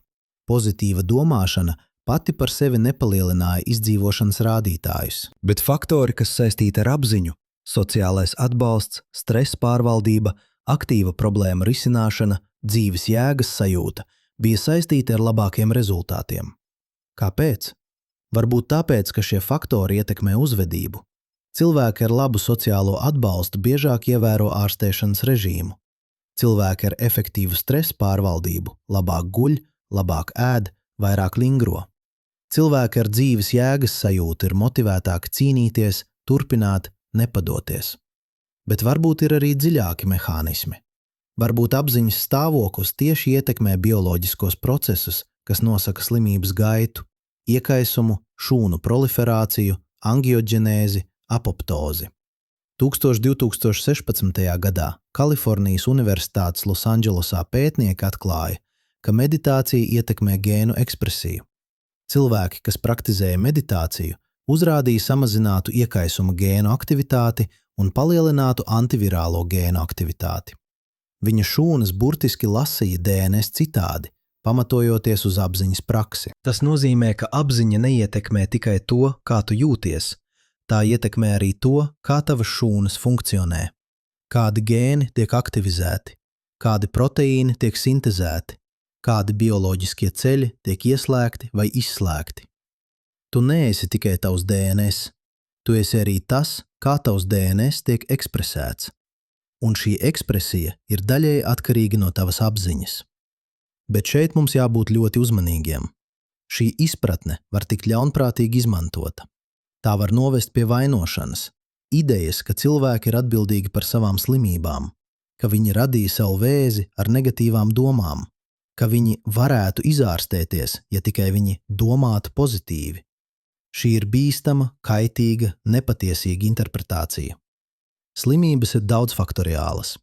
Tās rodas no ģenētikas, no vides, no nejaušības, no sarežģītām mijiedarbībām, ko mēs tikai daļēji saprotam. Neviens nerada savu vēzi, neviens nopelna savu slimību, un neviens nevar izārstēties tikai ar domu spēku. Bet, un šis ir svarīgs bet, apziņa ir viens no faktoriem. Nevienīgais faktors, nevis svarīgākais faktors, bet faktors. Un tas nozīmē, ka mums ir zināma ietekme, nepilnīga kontrole, bet ietekme. Un šī ietekme nav tikai par pozitīvu domāšanu, tā ir par uzmanību, par to, kur tu virzi savu apziņu, par to, kā tu attiecies pret savu pieredzi, par to, kā tu konstruē savu realitāti. Iedomājies, ka tev ir hroniskas sāpes. Tradicionālā pieeja saka, sāpes ir signāls, ka kaut kas ir nepareizi. Tev jācenšas likvidēt sāpes ar zālēm, ar procedūrām, ar izvairīšanos no aktivitātēm, kas izraisa sāpes. Bet ko nozīmē izpratne, ka sāpes ir konstruētas tavās smadzenēs? Tas nenozīmē, ka sāpes nav reālas. Tās ir ļoti reālas. Bet tas nozīmē, ka sāpes nav tikai pasīvs signāls no ķermeņa. Tās ir aktīvs process, kurā smadzenes interpretē signālus, integrē tos ar kontekstu, ar emocijām, ar atmiņām, ar prognozēm un rada subjektīvu pieredzi. Šī pieredze ir maināma. 2011. gadā Oksfordas Universitātes neirozinātnieks Irēna Treisija veica fascinējošu eksperimentu. Viņa pielika karstuma stimulu cilvēku ādai. Pietiekami karstu, lai tas būtu sāpīgs, bet nepietiekami karstu, lai tas radītu bojājumus. Tad viņa skenēja viņu smadzenes, kamēr viņi piedzīvoja sāpes. Bet šeit ir interesantā daļa. Viņa arī lika cilvēkiem praktizēt apzinātības meditāciju. Tehnika, kurā tu novēro savu pieredzi bez sprieduma, bez reakcijas, tikai ar skaidru uzmanību. Un kad cilvēki praktizēja šo tehniku, kamēr piedzīvoja sāpes, viņu smadzeņu aktivitāte mainījās. Somatosensoriskā garoza, zona, kas apstrādā fiziskos sajūtu signālus, joprojām bija aktīva. Signāls no ķermeņa joprojām bija tur. Bet zonas, kas apstrādā emocionālo sāpju komponentu, priekšējā cingulārā garoza, insula, amigdala, uzrādīja samazinātu aktivitāti. Cilvēki joprojām juta sāpes, bet viņi cieta mazāk. Viņi piedzīvoja fizisko sajūtu, bet bez emocionālās ciešanas. Sāpes nav viena lieta. Tās ir daudzdimensionāla pieredze, fiziskā sajūta, emocionālā reakcija, kognitīvā interpretācija, motivācijas komponente. Un šīs dimensijas var tikt atdalītas. Tu vari mainīt vienu, neietekmējot citu. Tu vari piedzīvot fizisko sajūtu bez emocionālās ciešanas. Tas nozīmē, ka tu attiecība ar sāpēm var mainīties. Tu nevari vienmēr likvidēt sāpes, bet tu vari mainīt to, kā tu pieredzi tās. Tu vari mainīt to, cik daudz tās dominē tavu apziņu. Tu vari mainīt to, cik daudz tās ierobežo tavu dzīvi. Un šī principa, ka tu vari mainīt savu attiecību ar pieredzi, attiecas ne tikai uz sāpēm. Tas attiecas uz jebkuru pieredzi. Bailes, dusmas, skumjas, trauksme, vientulība. Šīs nav tikai pasīvas reakcijas uz apstākļiem. Tās ir aktīvi procesi, kuros tavas smadzenes konstruē pieredzi, pamatojoties uz signāliem, interpretācijām, kontekstu, vēsturi. Un ja tās ir konstruētas, tās var tikt rekonstruētas. 2012. gadā Stanfordas Universitātes psiholoģe Kerola Dveka publicēja ietekmīgu pētījumu par domāšanas veidu – mindset. Viņa parādīja, ka cilvēki, kas uzskata, ka viņu spējas ir fiksētas, ka viņi ir gudri vai muļķīgi, talantīgi vai netalantīgi, uzvedas citādi nekā cilvēki, kas uzskata, ka viņu spējas ir maināmas, ka viņi var augt, mācīties, attīstīties. Cilvēki ar fiksētu domāšanas veidu izvairās no izaicinājumiem. Viņi baidās no neveiksmes. Viņi padodas viegli. Viņi interpretē grūtības kā pierādījumu, ka viņiem nav spēju. Bet cilvēki ar izaugsmes domāšanas veidu meklē izaicinājumus. Viņi uzskata neveiksmi par mācīšanās iespēju. Viņi turpina, kad ir grūti. Viņi interpretē grūtības kā norādi, ka viņi aug. Un šī atšķirība interpretācijā rada atšķirību rezultātos. Cilvēki ar izaugsmes domāšanas veidu sasniedz vairāk. Ne tāpēc, ka viņiem ir lielāks talants, bet tāpēc, ka viņi konstruē savu pieredzi citādi. Viņi virza uzmanību uz iespējām, nevis ierobežojumiem, uz procesu, nevis rezultātu, uz to, ko viņi var kontrolēt, nevis uz to, ko viņi nevar. Tavs domāšanas veids nav fiksēts, tas ir izvēle. Iespējams neapzināta izvēle, iespējams izvēle, kas veidojusies gadu gaitā, ietekmēta no vecākiem, skolotājiem, kultūras, pieredzes, bet joprojām izvēle. Un izvēle var mainīt. Bet kā?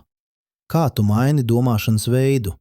Kā tu pārveido dziļi iesakņojušos uzskatus, automātiskas reakcijas, neapzinātas interpretācijas?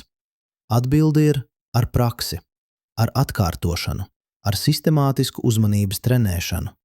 2007. gadā Torontas Universitātes psihologs Normans Farbs veica eksperimentu, kas parādīja, kā meditācija maina veidu, kādā smadzenes apstrādā pašpieredzi. Viņš lika cilvēkiem domāt par sevi divos veidos – naratīvais režīms, domāt par savu dzīves stāstu, par pagātni un nākotni, par to, kas tu esi, un pieredzes režīms. Vienkārši novērot pašreizējo pieredzi, sajūtas ķermenī, domas prātā, bez interpretācijas. Cilvēki bez meditācijas pieredzes uzrādīja spēcīgu aktivitāti mediālajā priekšējā garozā, zonā, kas saistīta ar pašrefleksiju, ar es sajūtu. Abos režīmos. Viņi nevarēja izslēgt naratīvo režīmu. Pat kad viņi mēģināja tikai novērot pieredzi, viņu smadzenes joprojām veidoja stāstus, interpretācijas, spriedumus. Bet cilvēki ar meditācijas pieredzi varēja pārslēgties. Naratīvajā režīmā viņa mediālā priekšējā garoza bija aktīva, bet pieredzes režīmā tā bija klusāka. Viņi varēja novērot pieredzi bez stāsta, bez es, tikai ar tīru uzmanību. Tas nozīmē, ka tu vari trenēt spēju izvēlēties, kā tu attiecies pret pieredzi. Tu vari attīstīt elastību, spēju pārslēgties starp dažādiem apziņas režīmiem, dažādiem uzmanības veidiem, dažādām interpretācijas stratēģijām. Un šī elastība ir būtiska, jo realitāte nav fiksēta. Tā ir daudzslāņaina, daudzperspektīva, daudzinterpretējama. Un atkarībā no tā, kuru perspektīvu tu izvēlies, tu pieredze būs atšķirīga. Iedomājies, ka tu stāvi kalna virsotnē. Tu vari skatīties uz leju un redzēt ieleju, zaļu, auglīgu, pilnu ar dzīvību. Vai tu vari skatīties uz augšu un redzēt debesis, plašas, bezgalīgas, pilnas ar iespējām. Vai tu vari skatīties uz horizontu un redzēt citus kalnus, izaicinājumus, piedzīvojumus, neatklātus ceļus. Kalns ir tas pats, bet pieredze ir atšķirīga, atkarībā no tā, kur tu virzi skatienu. Tieši tāpat ar dzīvi. Apstākļi ir tie, kas tie ir, bet pieredze ir konstruēta no tā, kur tu virzi uzmanību, ko tu izvēlies redzēt, kā tu izvēlies interpretēt. Un šī izvēle nav tikai par pozitīvu domāšanu. Tā nav par to, lai ignorētu grūtības vai izliktos, ka viss ir labi, kad tas nav.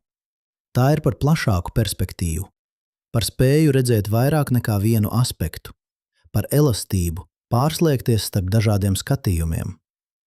Budisms māca praksi, ko sauc par Brahma vihāras, 4 bezgalīgiem stāvokļiem.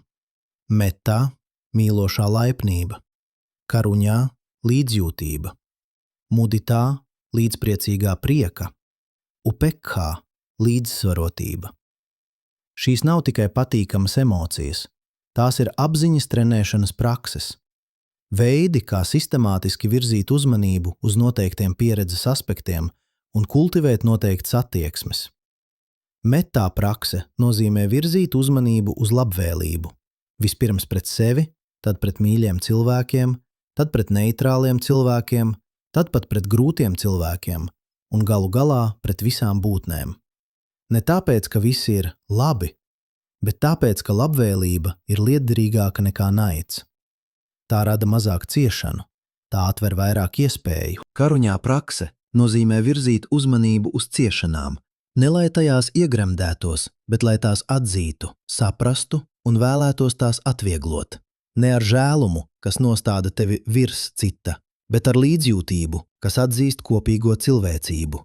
Muditā prakse nozīmē virzīt uzmanību uz citu cilvēku panākumiem un priekiem un priecāties par tiem, neskaudīgi, nesalīdzinot, bet patiesi, jo cita cilvēka prieks nesamazina tavu prieku. Tas palielina kopējo prieku pasaulē.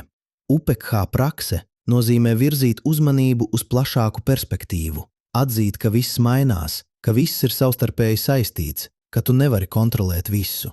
Un no šīs atzīšanas rodas līdzsvarotība, ne vienaldzība, bet gudrība, spēja rīkoties, kur tu vari, un pieņemt, kur tu nevari. Šīs prakses nav misticisks, tās ir neiroplasticitātes izmantošana, sistemātiska smadzeņu trenēšana, lai veidotu noteiktus neironu ceļus, noteiktas uzmanības paradumus, noteiktas interpretācijas schēmas. Un pētījumi parāda, ka tās darbojas. 2018. gadā Emory universitātes pētnieki demonstrēja, ka līdzjūtības meditācija palielina altruistisku uzvedību. Cilvēki, kas praktizēja līdzjūtības meditāciju 2 nedēļas, bija vairāk gatavi palīdzēt svešiniekam, pat ja tas prasīja personīgus upurus. Viņu smadzenes bija pārveidojušās tā, ka viņi automātiski reaģēja uz citu ciešanām ar vēlmi palīdzēt. 2020. gadā Stenfordas Universitātes pētnieki parādīja, ka mīlošās laipnības meditācija samazina aizspriedumus. Cilvēki, kas praktizēja metā meditāciju, uzrādīja mazāku neapzinātu aizspriedumu pret citu rasu cilvēkiem. Viņu smadzenes bija iemācījušās redzēt kopīgo cilvēcību, nevis atšķirības. Apziņas trenēšana maina ne tikai to, kā tu jūties, tā maina arī to, kā tu rīkojies, kā tu attiecies pret citiem, kā tu piedalies pasaulē. Un ja pietiekami daudz cilvēku trenē savu apziņu šādā veidā, tad mainās ne tikai individuālā pieredze, mainās arī kolektīvā realitāte, jo realitāte nav tikai individuāla, tā ir arī sociāla. Tā rodas no miedarbības starp apziņām, no kopīgiem uzskatiem, kopīgām interpretācijām, kopīgām praksēm. 1968. gadā sociologs Roberts Mertons aprakstīja fenomenu, ko viņš nosauca par pašpiepildošo pravietojumu.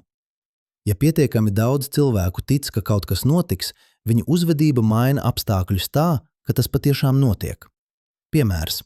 Ja pietiekami daudz cilvēku tic, ka banka ir nestabila, viņi sāk izņemt savu naudu.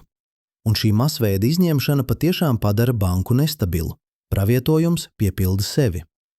Vai arī, ja pietiekami daudz cilvēku tic, ka sabiedrība kļūst vardarbīgāka, viņi kļūst piesardzīgāki, aizdomīgāki, aizsardzīgāki. Un šī uzvedība samazina uzticēšanos, palielina konfliktus un patiešām padara sabiedrību vardarbīgāku. Bet tas darbojas arī pretējā virzienā. Ja pietiekami daudz cilvēku tic, ka sadarbība ir iespējama, viņi sāk sadarbību.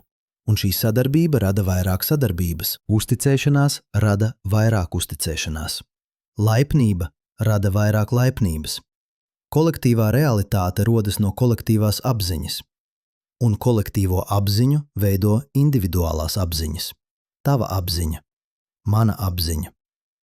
Katra cilvēka apziņa, kas piedalās sociālajā tīklā. Tāpēc tas, kā tu trenē savu apziņu, nav tikai personīga lieta. Tas ir arī sociāla lieta, politiska lieta, ekoloģiska lieta. Ja tu trenē apziņu uz skaudību, naidu, bailēm, tu veicini pasauli, kurā dominē skaudība, naids, bailes. Ja tu trenē apziņu uz līdzjūtību, sadarbību, gudrību, tu veicini pasauli, kurā dominē līdzjūtība, sadarbība, gudrība. Tu neesi atsevišķa sala, tu esi mezgls tīklā, un tas, kā tu vibrē, ietekmē visu tīklu.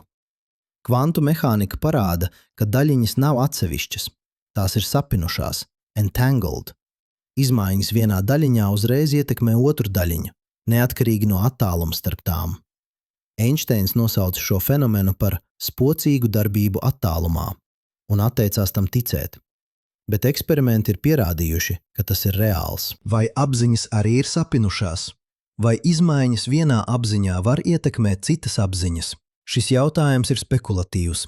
Nav tiešu pierādījumu kvantu sapinājumam starp cilvēku apziņām, bet ir pierādījumi sociālam sapinājumam. Pētījumi parāda, ka emocijas ir lipīgas, ka uzvedība izplatās caur sociāliem tīkliem, ka tas, ko dara tavi draugi, ietekmē to, ko tu dari, un tas, ko tu dari, ietekmē to, ko dara viņi.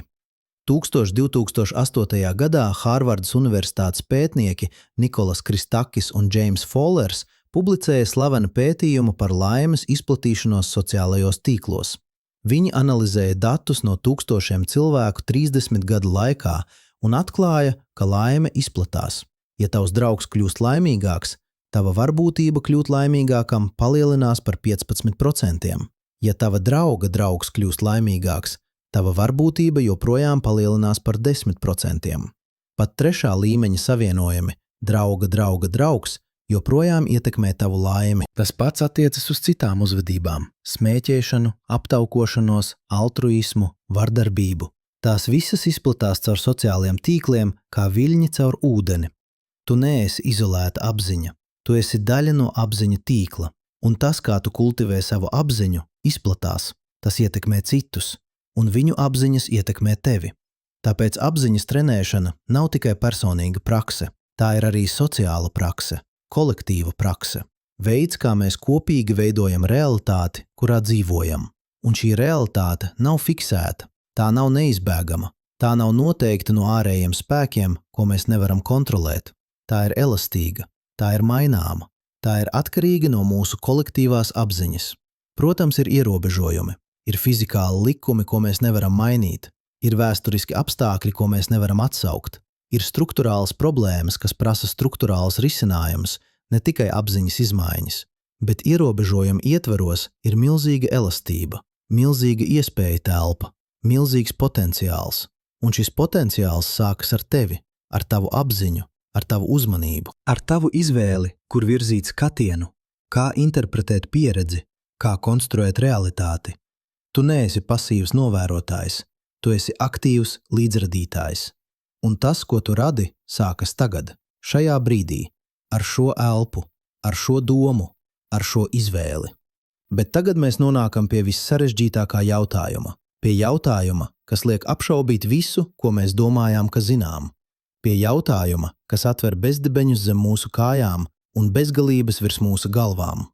Ja apziņa rada realitāti, vai vismaz piedalās tās radīšanā, tad kas rada apziņu? Materiālists saka, smadzenes rada apziņu. Neironi, sinapses, neirotransmiteri, šie fizikālie procesi rada subjektīvo pieredzi.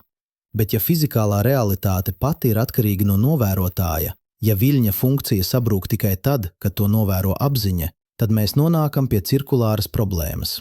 Smadzenes rada apziņu, bet smadzenes, kā fizikāls objekts, kļūst konkrētas tikai tad, kad tās novēro apziņa.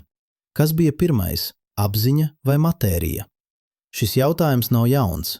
Filozofi ir cīnījušies ar to tūkstošiem gadu, bet kvantu mehānika piešķir tam jaunu steidzamību, jaunu konkrētību, jaunu zinātnisku dimensiju. 2016. gadā teorētiskais fiziķis Markus Millers no Oksfordas Universitātes publicēja matemātisku analīzi, kas parādīja kaut ko pārsteidzošu. Viņš pierādīja, ka standartā kvantu mehānikā bez jebkādiem papildu pieņēmumiem nav iespējams definēt objektīvu realitāti, kas eksistē neatkarīgi no novērotāja. Matemātika vienkārši neļauj. Viņš izmantoja teoriju, ko sauc par kvantu bāja teorēmu, veidu, kā aprēķināt, kā novērotāji atjaunina savus uzskatus, pamatojoties uz novērojumiem. Un viņš parādīja, ka dažādi novērotāji, kas novēro to pašu kvantu sistēmu, var nonākt pie nesavienojamiem secinājumiem par to, kas ir reāls. Abi var būt pareizi savā perspektīvā, bet nav nekādas augstākas perspektīvas, no kuras abus var saskaņot.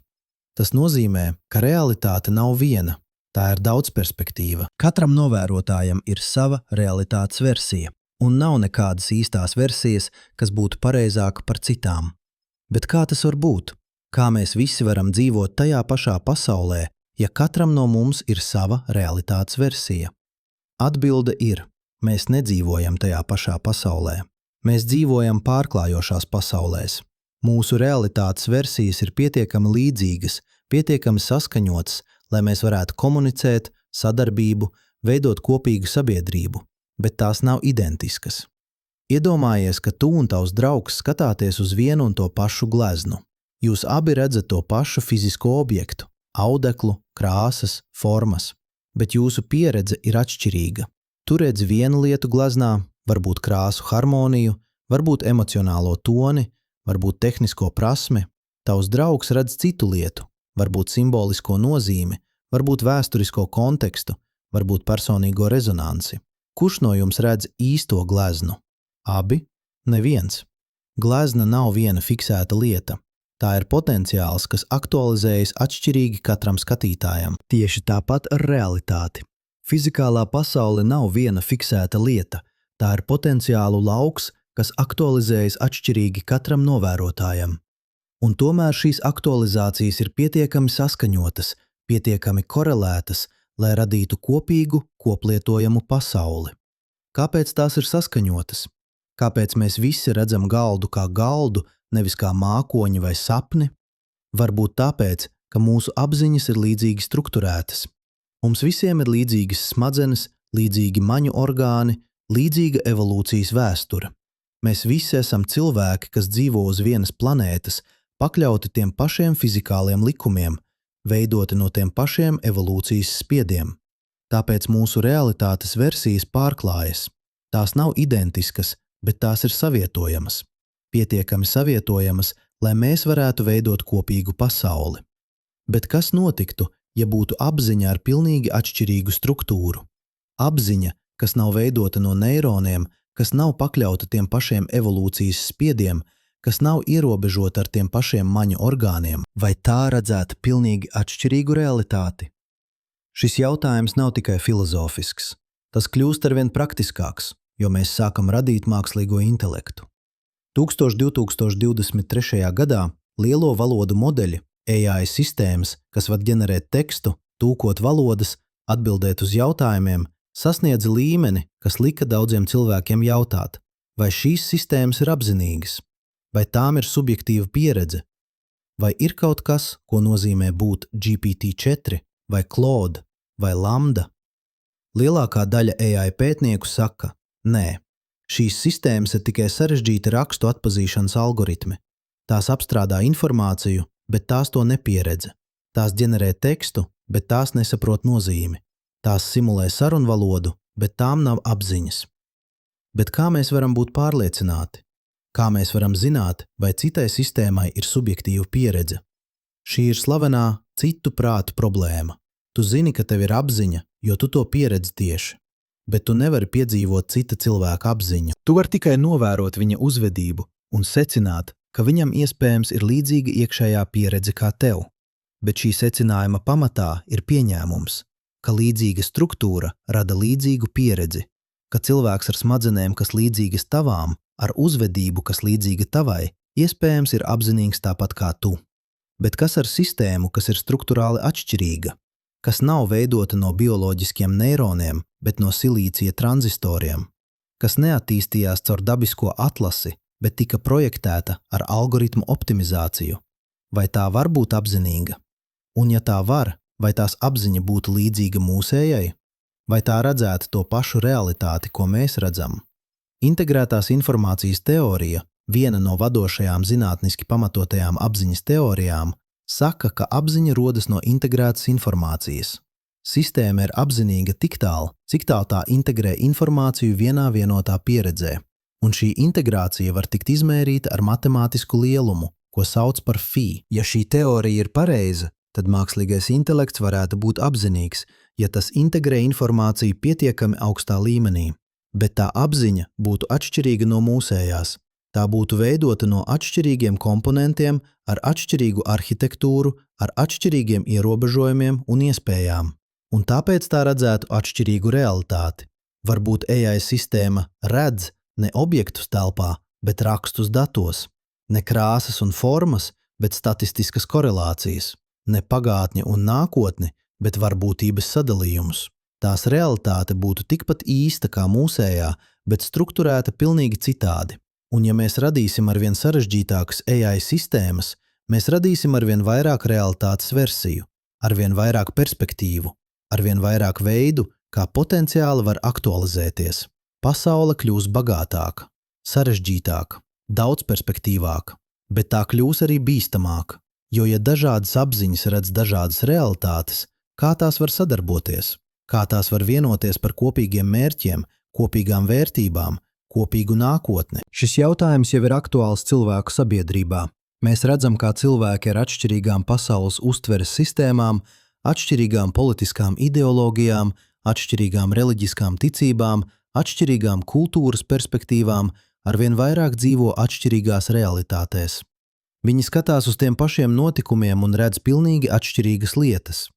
Viņi dzird tos pašus vārdus un saprot pilnīgi atšķirīgas nozīmes. Un šī realitāšu fragmentācija rada polarizāciju, konfliktu, nespēju komunicēt. Kā mēs varam pārvarēt šo fragmentāciju? Kā mēs varam atrast kopīgu pamatu, ja nav nekādas objektīvās realitātes, uz kuru visi var vienoties? Varbūt atbilde nav meklēt vienu kopīgu realitāti. Varbūt atbilde ir atzīt realitāšu daudzveidību un mācīties pārvietoties starp tām. Filozofe Marija Midglija kas rakstīja par konceptuāliem ietvariem un perspektīvām, izmantoja metaforu ar kartēm.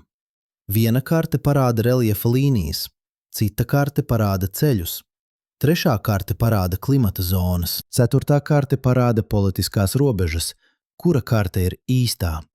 Visas, neviens. Katra karte ir liederīga noteiktam mērķim, katra karte atklāja noteiktus aspektus un paslēpj citus. Un, lai pilnībā saprastu teritoriju, tev jāspēj izmantot vairākas kartes. Jāspēj pārslēgties starp perspektīvām. Tieši tāpat ar realitāti. Nav vienas īstās perspektīvas. Ir daudz perspektīvu, katra ar saviem stiprajiem un vājajiem punktiem. Katra liederīga noteiktos kontekstos.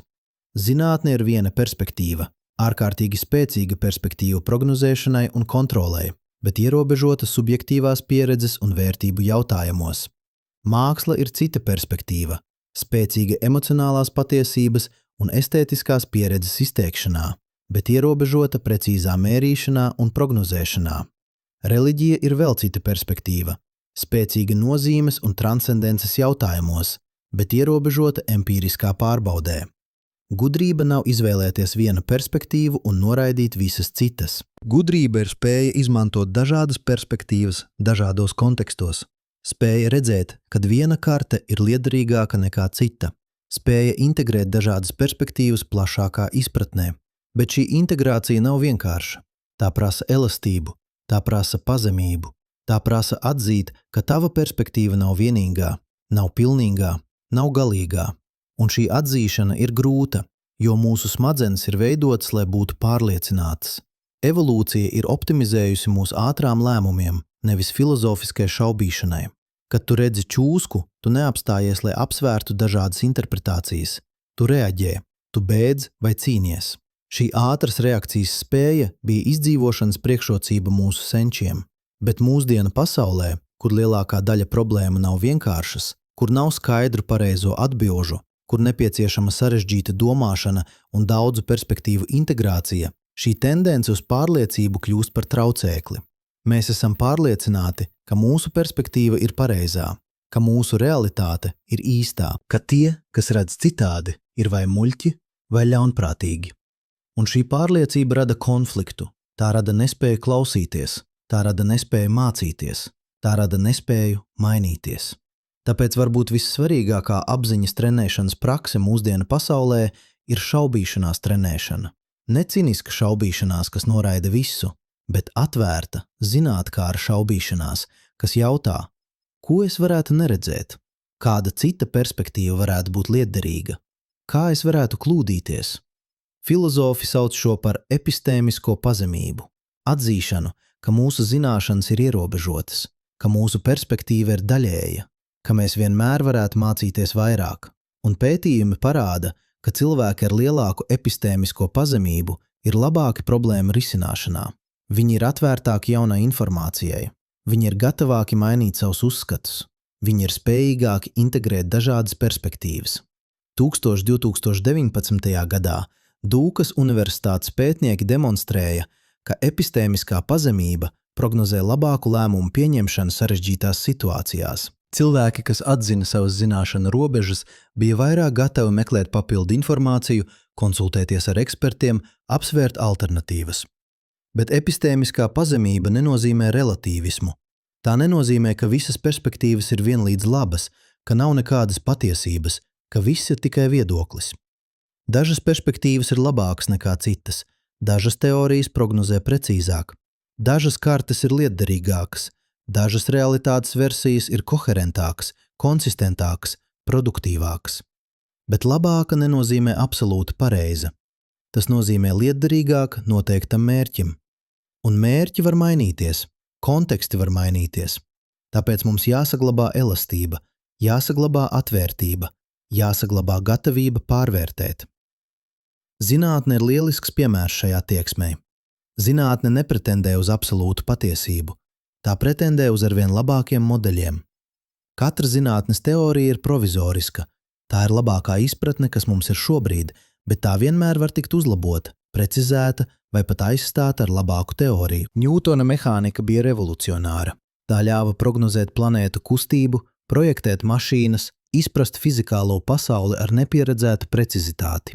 Bet tad nāca Einsteina relativitāte, kas parādīja, ka Ņūtona mehānika ir tikai tuvinājums, ārkārtīgi labs tuvinājums ikdienas ātrumiem un attālumiem, bet neprecīzs ekstrēmos apstākļos. Vai tas nozīmē, ka Ņūtons kļūdījās? Nē, tas nozīmē, ka viņa teorija bija ierobežota. Tā darbojās noteiktā diapazonā, un Einsteina teorija paplašināja šo diapazonu. Bet tad nāca kvantu mehānika, kas parādīja, ka arī Einsteina teorija ir ierobežota. Tā nedarbojas mikroskopiskā mērogā, tāpēc mums vajag abas teorijas – relativitāti lielajiem objektiem un kvantu mehāniku mazajiem objektiem. Un tagad fiziķi meklē vēl plašāku teoriju, visu teoriju, kas apvienotu relativitāti un kvantu mehāniku vienā saskaņotā ietvarā. Bet pat ja viņi to atradīs, tā joprojām būs modelis. Lietderīgs, spēcīgs, plaši piemērojams modelis, bet joprojām modelis. Negalīgā patiesība. Jo varbūt nav nekādas galīgās patiesības. Varbūt ir tikai bezgalīga sērija ar vien labākiem modeļiem, ar vien plašākām perspektīvām, ar vien dziļākai izpratnei. Un varbūt tas ir labi. Jo ja būtu galīgā patiesība, ja mēs varētu to sasniegt, tad kas tālāk? Kas paliktu atklāt? Kas paliktu mācīties? Noslēpums ir tas, kas uztur mūs dzīvus. Nezināšana ir tas, kas motivē mūs pētīt. Jautājums ir tas, kas virza mūs uz priekšu. Un lielākais jautājums, kas paliek pēc visa, ko esam apsprieduši, ir, kas ir apziņa? Mēs esam runājuši par to, kā apziņa ietekmē realitāti, kā tā konstruē pieredzi, kā tā veido smadzenes, kā tā izplatās caur sociāliem tīkliem. Bet mēs joprojām nezinām, kas tā ir. Kāpēc ir subjektīva pieredze? Kāpēc ir kaut kas, ko nozīmē būt? Kāpēc fizikālie procesi, elektroni, kas plūst caur neironiem, molekulas, kas saistās ar receptoriem, ir pavadīti ar sajūtu, ar pieredzi, ar apziņu? Šis ir grūtais jautājums, un mēs joprojām nezinām atbildi. Mēs zinām daudz par to, kā smadzenes darbojas. Mēs zinām, kuri neironu tīkli ir aktīvi, kad tu pieredzi noteiktas lietas. Mēs zinām, kā bojājumi noteiktās smadzeņu zonās ietekmē apziņu. Mēs zinām, kā zāles, kas maina neirotransmitera līmeņus, maina apzinīgo pieredzi. Bet viss šis zinājums ir par korelācijām, par to, kas notiek smadzenēs, kad notiek apziņa. Ne par to, kāpēc šie smadzeņu procesi ir pavadīti ar apziņu. Varbūt šis jautājums ir nepareizi formulēts. Varbūt mēs jautājam, kāpēc, kad būtu jājautā, kā. Varbūt apziņa nav kaut kas, kas rodas no fizikāliem procesiem. Varbūt tā ir tikai tas, ko šie procesi ir no iekšpuses. Vai arī varbūt apziņa ir fundamentāla. Varbūt tā nav reducējama uz kaut ko vienkāršāku. Varbūt tā ir pamata īpašība realitātes, tāpat kā masa vai enerģija. Vai arī varbūt jautājums par apziņu ir līdzīgs jautājumam par laiku. Mēs visi piedzīvojam laiku. Mēs zinām, ka pagātne ir atšķirīga no nākotnes. Mēs zinām, ka laiks plūst. Bet fiziķi joprojām strīdās par to, vai laiks ir fundamentāls vai emergents, vai tas patiešām plūst, vai tā ir tikai ilūzija, vai pagātne un nākotne patiešām ir atšķirīgas, vai tās ir vienlīdz reālas. Varbūt apziņa ir līdzīga noslēpumaina, varbūt tā ir tik fundamentāla, tik cieši ieausta realitātes audumā, ka mēs nevaram izskaidrot to, izmantojot kaut ko vienkāršāku. Mēs varam tikai aprakstīt to, pētīt to, mēģināt saprast tās attiecības ar citiem fenomeniem, un varbūt tas ir pietiekami. Varbūt mērķis nav atrisināt apziņas noslēpumu. Varbūt mērķis ir dzīvot ar noslēpumu, atzīt to, godāt to, ļaut tam informēt mūsu dzīvi, mūsu izvēles, mūsu attiecības ar pasauli. Jo ja apziņa patiešām ir fundamentāla, ja tā patiešām piedalās realitātes radīšanā, tad tas maina visu. Tas nozīmē, ka tu neesi nejaušs blakus produkts. Tu neesi tikai sarežģīta mašīna, kas nejauši radās no aklo fizikālo spēku miedarbības. Tu esi būtiska pasaules sastāvdaļa. Tu esi veids, kādā visums piedzīvo sevi. Tu esi process, kurā potenciāli kļūst aktuāli. Kosmologs Brians Svims rakstīja, ja cilvēki pazustu no visuma, būtu pazudis visuma liecinieks, un tādā nozīmē pats visums pazustu. Viņš nedomāja, ka fizikālā pasaule pārstātu eksistēt. Viņš domāja, ka nebūtu neviena, kas to piedzīvotu, kas to saprastu, kas tam piešķirtu nozīmi. Apziņa ir veids, kādā visums iegūst nozīmi, kādā potenciāli kļūst par pieredzi, kādā iespējas kļūst par izvēlēm. Un tu esi daļa no šī procesa. Ne pasīva daļa, aktīva daļa, radoša daļa. Katru reizi, kad tu novēro, tu piedalies realitātes radīšanā. Katru reizi, kad tu izvēlies, kur virzīt uzmanību, tu veido to, kas kļūst redzams. Katru reizi, kad tu interpretē pieredzi, tu konstruē nozīmi. Un šī radīšana nav izolēta, kā ir savstarpēji saistīta. Tava apziņa miedarbojas ar citām apziņām. Tava realitāte pārklājas ar citām realitātēm. Tava izvēle ietekmē citu izvēles. Mēs visi kopā radām pasauli, kurā dzīvojam. Ne pilnībā, ne patvaļīgi, bet daļēji, būtiski, nozīmīgi. Un tas nozīmē, ka mums ir atbildība. Nepilnīga atbildība. Mēs nevaram kontrolēt visu. Mēs nevaram novērst visu ciešanu. Mēs nevaram atrisināt visas problēmas. Bet mēs varam izvēlēties, kā mēs piedalāmies. Mēs varam izvēlēties, kur mēs virzām uzmanību. Mēs varam izvēlēties, kā mēs interpretējam pieredzi. Mēs varam izvēlēties, kādu realitāti mēs palīdzam radīt. Vai mēs radām realitāti, kas balstīta uz bailēm, skaudību, atdalīšanu? Vai mēs radām realitāti, kas balstīta uz līdzjūtību, sadarbību, savienojumu? Šī nav tikai morāla izvēle, tā ir ontoliska izvēle. Izvēle par to, kāda veida pasaule kļūst reāla. Jo atceries, realitāte nav fiksēta, tā ir elastīga, tā ir atkarīga no novērotāja. Tā rodas no miedarbības starp potenciāliem un apziņu, un mēs esam apziņa. Tu esi apziņa. Šajā brīdī, lasot šos vārdus, piedzīvojot šīs domas, tu esi process, kurā potenciāli kļūst aktuāli. Ko tu izvēlies aktualizēt? Kādu pasauli tu izvēlies redzēt? Kādu realitāti tu izvēlies radīt? Šie jautājumi nav abstrakti, tie nav filozofiski. Tie ir vissvarīgākie jautājumi, ko tu vari uzdot, jo no tiem ir atkarīga ne tikai tava dzīve, no tiem ir atkarīga pasaule, ko mēs visi kopā radām. Un atbilde sākas šeit, tagad, ar šo elpu, ar šo domu, ar šo izvēli. Tu neesi pasīvs novērotājs, tu esi aktīvs līdzradītājs, un tas, ko tu radi, ir tavā ziņā. Bet pirms mēs noslēdzam, ir vēl viens jautājums, varbūt vissvarīgākais jautājums. Ko mēs nezinām? Mēs esam runājuši par to, ko zinātne ir atklājusi, par kvantu mehāniku, par neirozinātni, par apziņas pētījumiem. Bet zinātne vienmēr ir tikai daļēja. Vienmēr ir vairāk, ko mēs nezinām, nekā to, ko mēs zinām. Tātad, kas ir lielākie neatbildētie jautājumi? Pirmkārt, kā tieši novērošana liek viļņu funkcijai sabrukt? Mēs zinām, ka tas notiek. Mēs varam izmērīt to. Mēs varam prognozēt to, bet mēs nezinām mehānismu. Mēs nezinām, kas tieši notiek tajā brīdī, kad potenciāli kļūst aktuāli. Vai tas ir fizikāls process, vai tas ir informācijas process, vai tas ir apziņas process, vai tas ir kaut kas pilnīgi cits, ko mēs vēl neesam iedomājušies. Otrkārt, kāda ir apziņas attiecība ar kvantu procesiem? Vai apziņa patiešām izmanto kvantu mehāniku, kā Penrose un Hamerovs apgalvo? Vai tā ir tikai klasiska neirona aktivitāte? Vai tā ir kaut kas starp abiem? Pētījumi par kvantu efektiem bioloģijā, fotosintēzē, putnu navigācijā, smaržas uztverei liek domāt, ka dzīvie organismi patiešām izmanto kvantu mehāniku. Bet vai tas attiecas arī uz apziņu? Vai smadzenes ir kvantu datori? Vai apziņa rodas no kvantu koherences? Mēs nezinām. Eksperimenti ir grūti, teorijas ir spekulatīvas, jautājums paliek atvērts. Treškārt, vai ir citas apziņas formas? Vai dzīvnieki ir apzinīgi? Vai augi ir apzinīgi? Vai mākslīgais intelekts var būt apzinīgs? Vai visums pats ir apzinīgs? Panpsihisms. Ideja, ka apziņa ir fundamentāla un ka visa matērija satur kaut kādu primitīvu apziņas formu, kļūst arvien populārāks starp filozofiem un pat dažiem zinātniekiem. Bet kā mēs varam to pārbaudīt?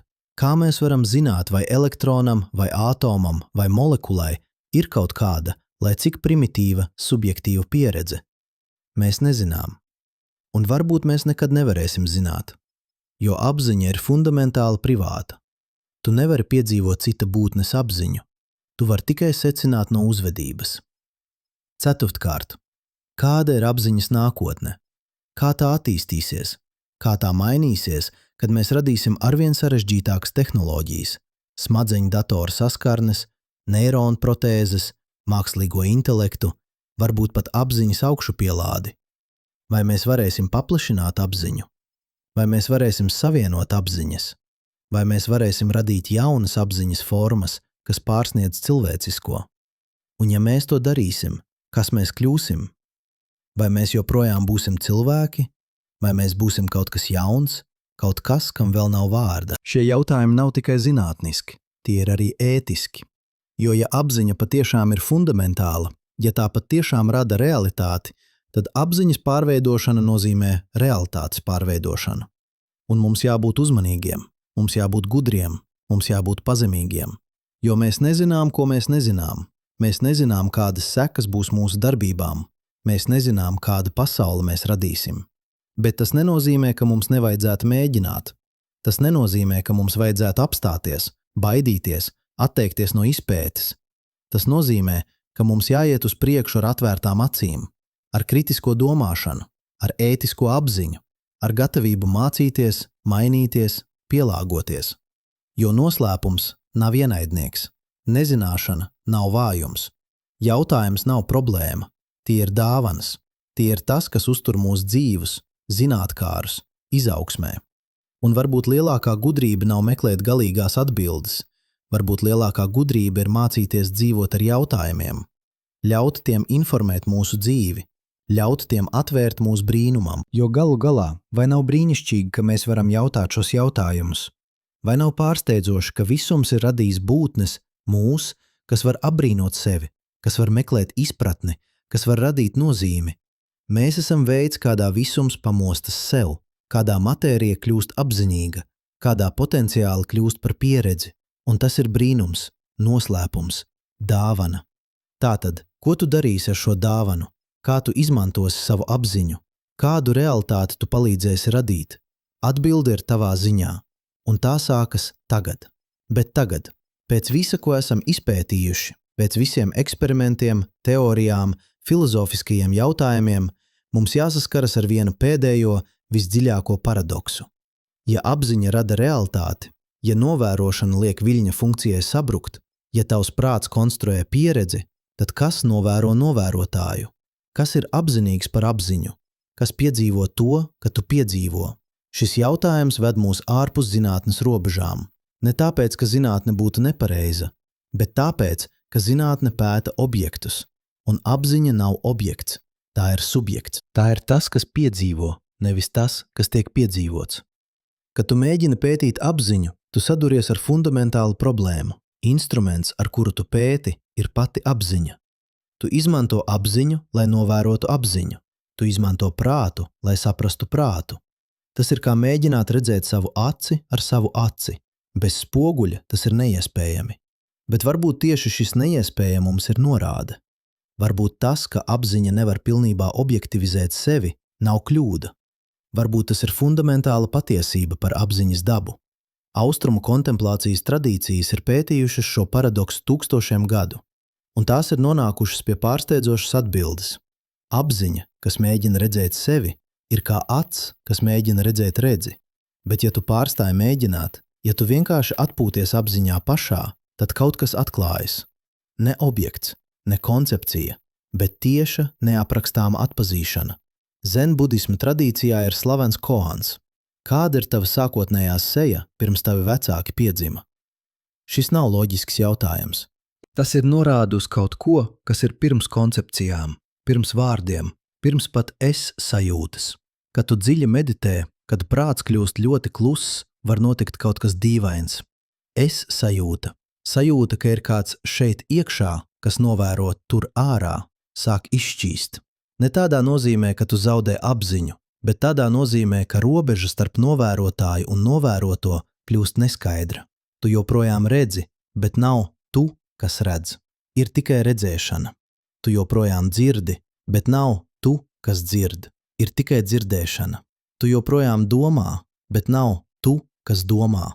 Ir tikai domāšana. Apziņa joprojām ir tur, bet tā nav lokalizēta. Tā nav ierobežota. Tā nav atdalīta. Šī pieredze, ko dažādās tradīcijās sauc par satorī, samādī, fana, unio mistika, ir grūti aprakstāma. Jo valoda ir veidota, lai aprakstītu objektus, atdalīšanu, dualitāti, bet šī pieredze ir nedivīdēta. Tā ir pirms atdalīšanas starp subjektu un objektu. Vai šī pieredze ir patiesāka nekā parastā pieredze? Vai tā atklāja kaut ko fundamentālu par apziņas dabu? Zinātne nevar atbildēt uz šo jautājumu, jo zinātne pēta objektīvus fenomenus. Bet šī pieredze ir fundamentāli subjektīva. Tā nav reproducējama trešās personas perspektīvā. Tu nevari pierādīt citam, ka tā ir reāla. Tu vari tikai norādīt ceļu un teikt, mēģini pats. Bet ir interesanti, ka šī pieredze, nedividētas apziņas pieredze, saskan ar dažiem dziļiem kvantu mehānikas atklājumiem. Kvantu sapinājums parāda, ka daļiņas nav patiešām atsevišķas. Tās ir savstarpēji saistītas tādā veidā, kas pārsniedz telpu un laiku. Izmaiņas vienā daļiņā uzreiz ietekmē otru, neatkarīgi no attāluma. It kā tās nav divas daļiņas, bet viena sistēma. Un jo dziļāk fiziķi pēta, jo vairāk viņi atklāja, ka atdalīšana ir ilūzija, ka robežas starp objektiem nav absolūtas, ka viss ir savstarpēji saistīts, savstarpēji atkarīgs, savstarpēji radīts. Kvantu lauka teorija apraksta daļiņas ne kā atsevišķus objektus, bet kā ierosmējums laukā. Elektrons nav maza bumbiņa, tas ir viļņojums elektronu laukā. Fotons ir viļņojums elektromagnētiskajā laukā, un visi šie lauki ir savstarpēji saistīti, pārklājas, miedarbojas. Fundamentālā līmenī nav atsevišķu lietu, ir tikai lauki, procesi, attiecības. Un ja tas ir taisnība par matēriju, varbūt tas ir taisnība arī par apziņu, varbūt apziņa nav atsevišķa lieta, kas atrodas tavā galvā. Varbūt tā ir lauks, process, attiecība. Varbūt tas, ko tu sauc par savu apziņu, ir tikai lokāls viļņojums plašākā apziņas laukā. Tāpat kā vilnis okeānā nav atsevišķs no okeāna, tas ir okeāna kustība, okeāna izpausme. Varbūt tava apziņa nav atsevišķa no universālās apziņas. Šī ideja parādās daudzās filozofiskās un reliģiskās tradīcijās. Vedanta māca, ka atmans, individuālā apziņa, un brahmans, universālā realitāte, ir viena un tā pati. Budisms māca, ka es ir ilūzija, ka nav nekādas pastāvīgas neatkarīgas būtnes. Sufisms māca, ka individuālā dvēsele ir piliens, kas atgriežas okeānā. Vai šīs ir tikai skaistas metaforas, vai arī tās norāda uz kaut ko dziļi patiesi?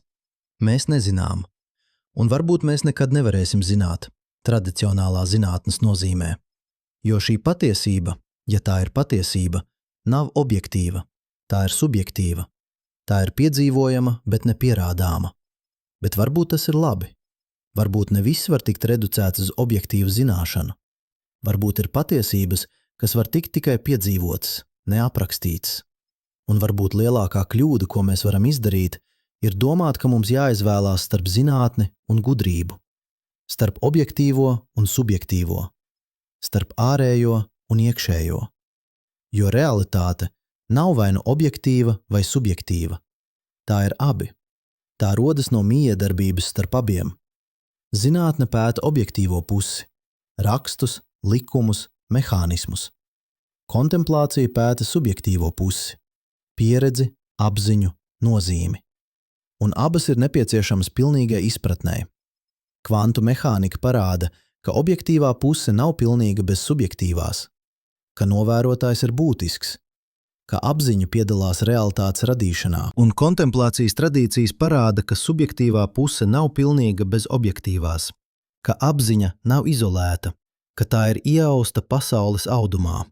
Patiesība ir nedivīdēta, bet mūsu domāšana ir divīdēta.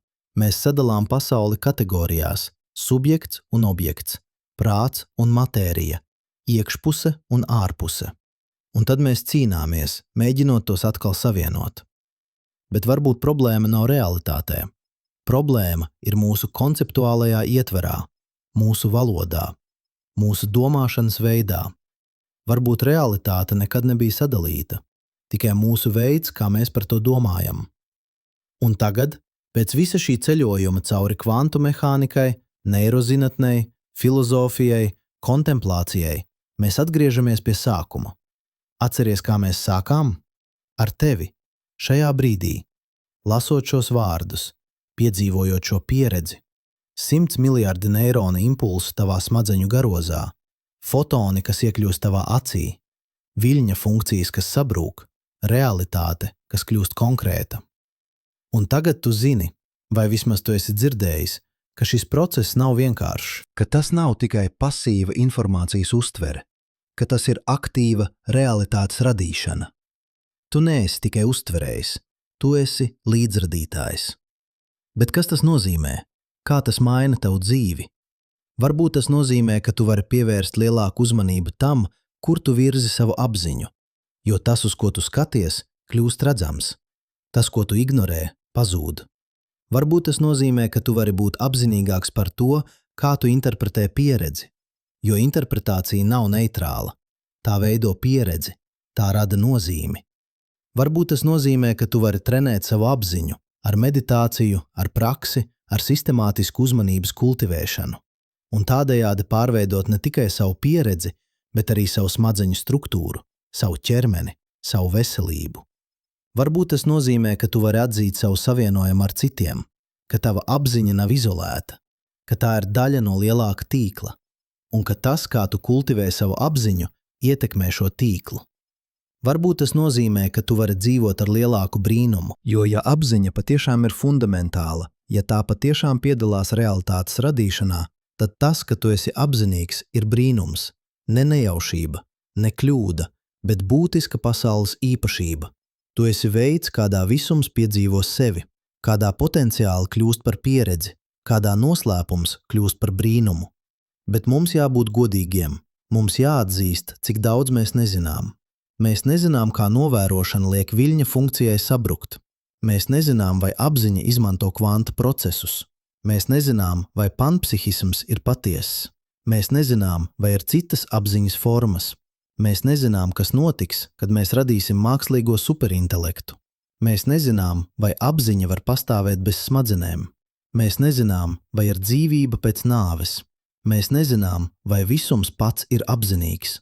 Mēs nezinām tik daudz, un tas ir labi, jo nezināšana nav vājums, tā ir godīgums, tā ir gudrība, tā ir atzīšana, ka realitāte ir dziļāka, bagātāka, noslēpumainākā, nekā jebkura teorija var aptvert. Zinātne ir devusi mums pārsteidzošus instrumentus. Tā ir atklājusi pārsteidzošus rakstus. Tā ir ļāvusi mums manipulēt ar pasauli veidā, ko mūsu senči nevarēja iedomāties. Bet zinātne nav pabeidzama. Katrs atklājums atver jaunus jautājumus. Katra atbilde atklāja dziļākas noslēpumus. Un varbūt tas ir skaisti, jo ja mēs zinātu visu, ja nebūtu vairs neko atklāt, kas paliktu, kāda būtu dzīves jēga? Noslēpums ir dāvana, nezināšana ir aicinājums, jautājums ir ceļš, un lielākais jautājums, kas paliek pēc visa, nav, kas ir atbilde, bet kā es dzīvošu ar jautājumu?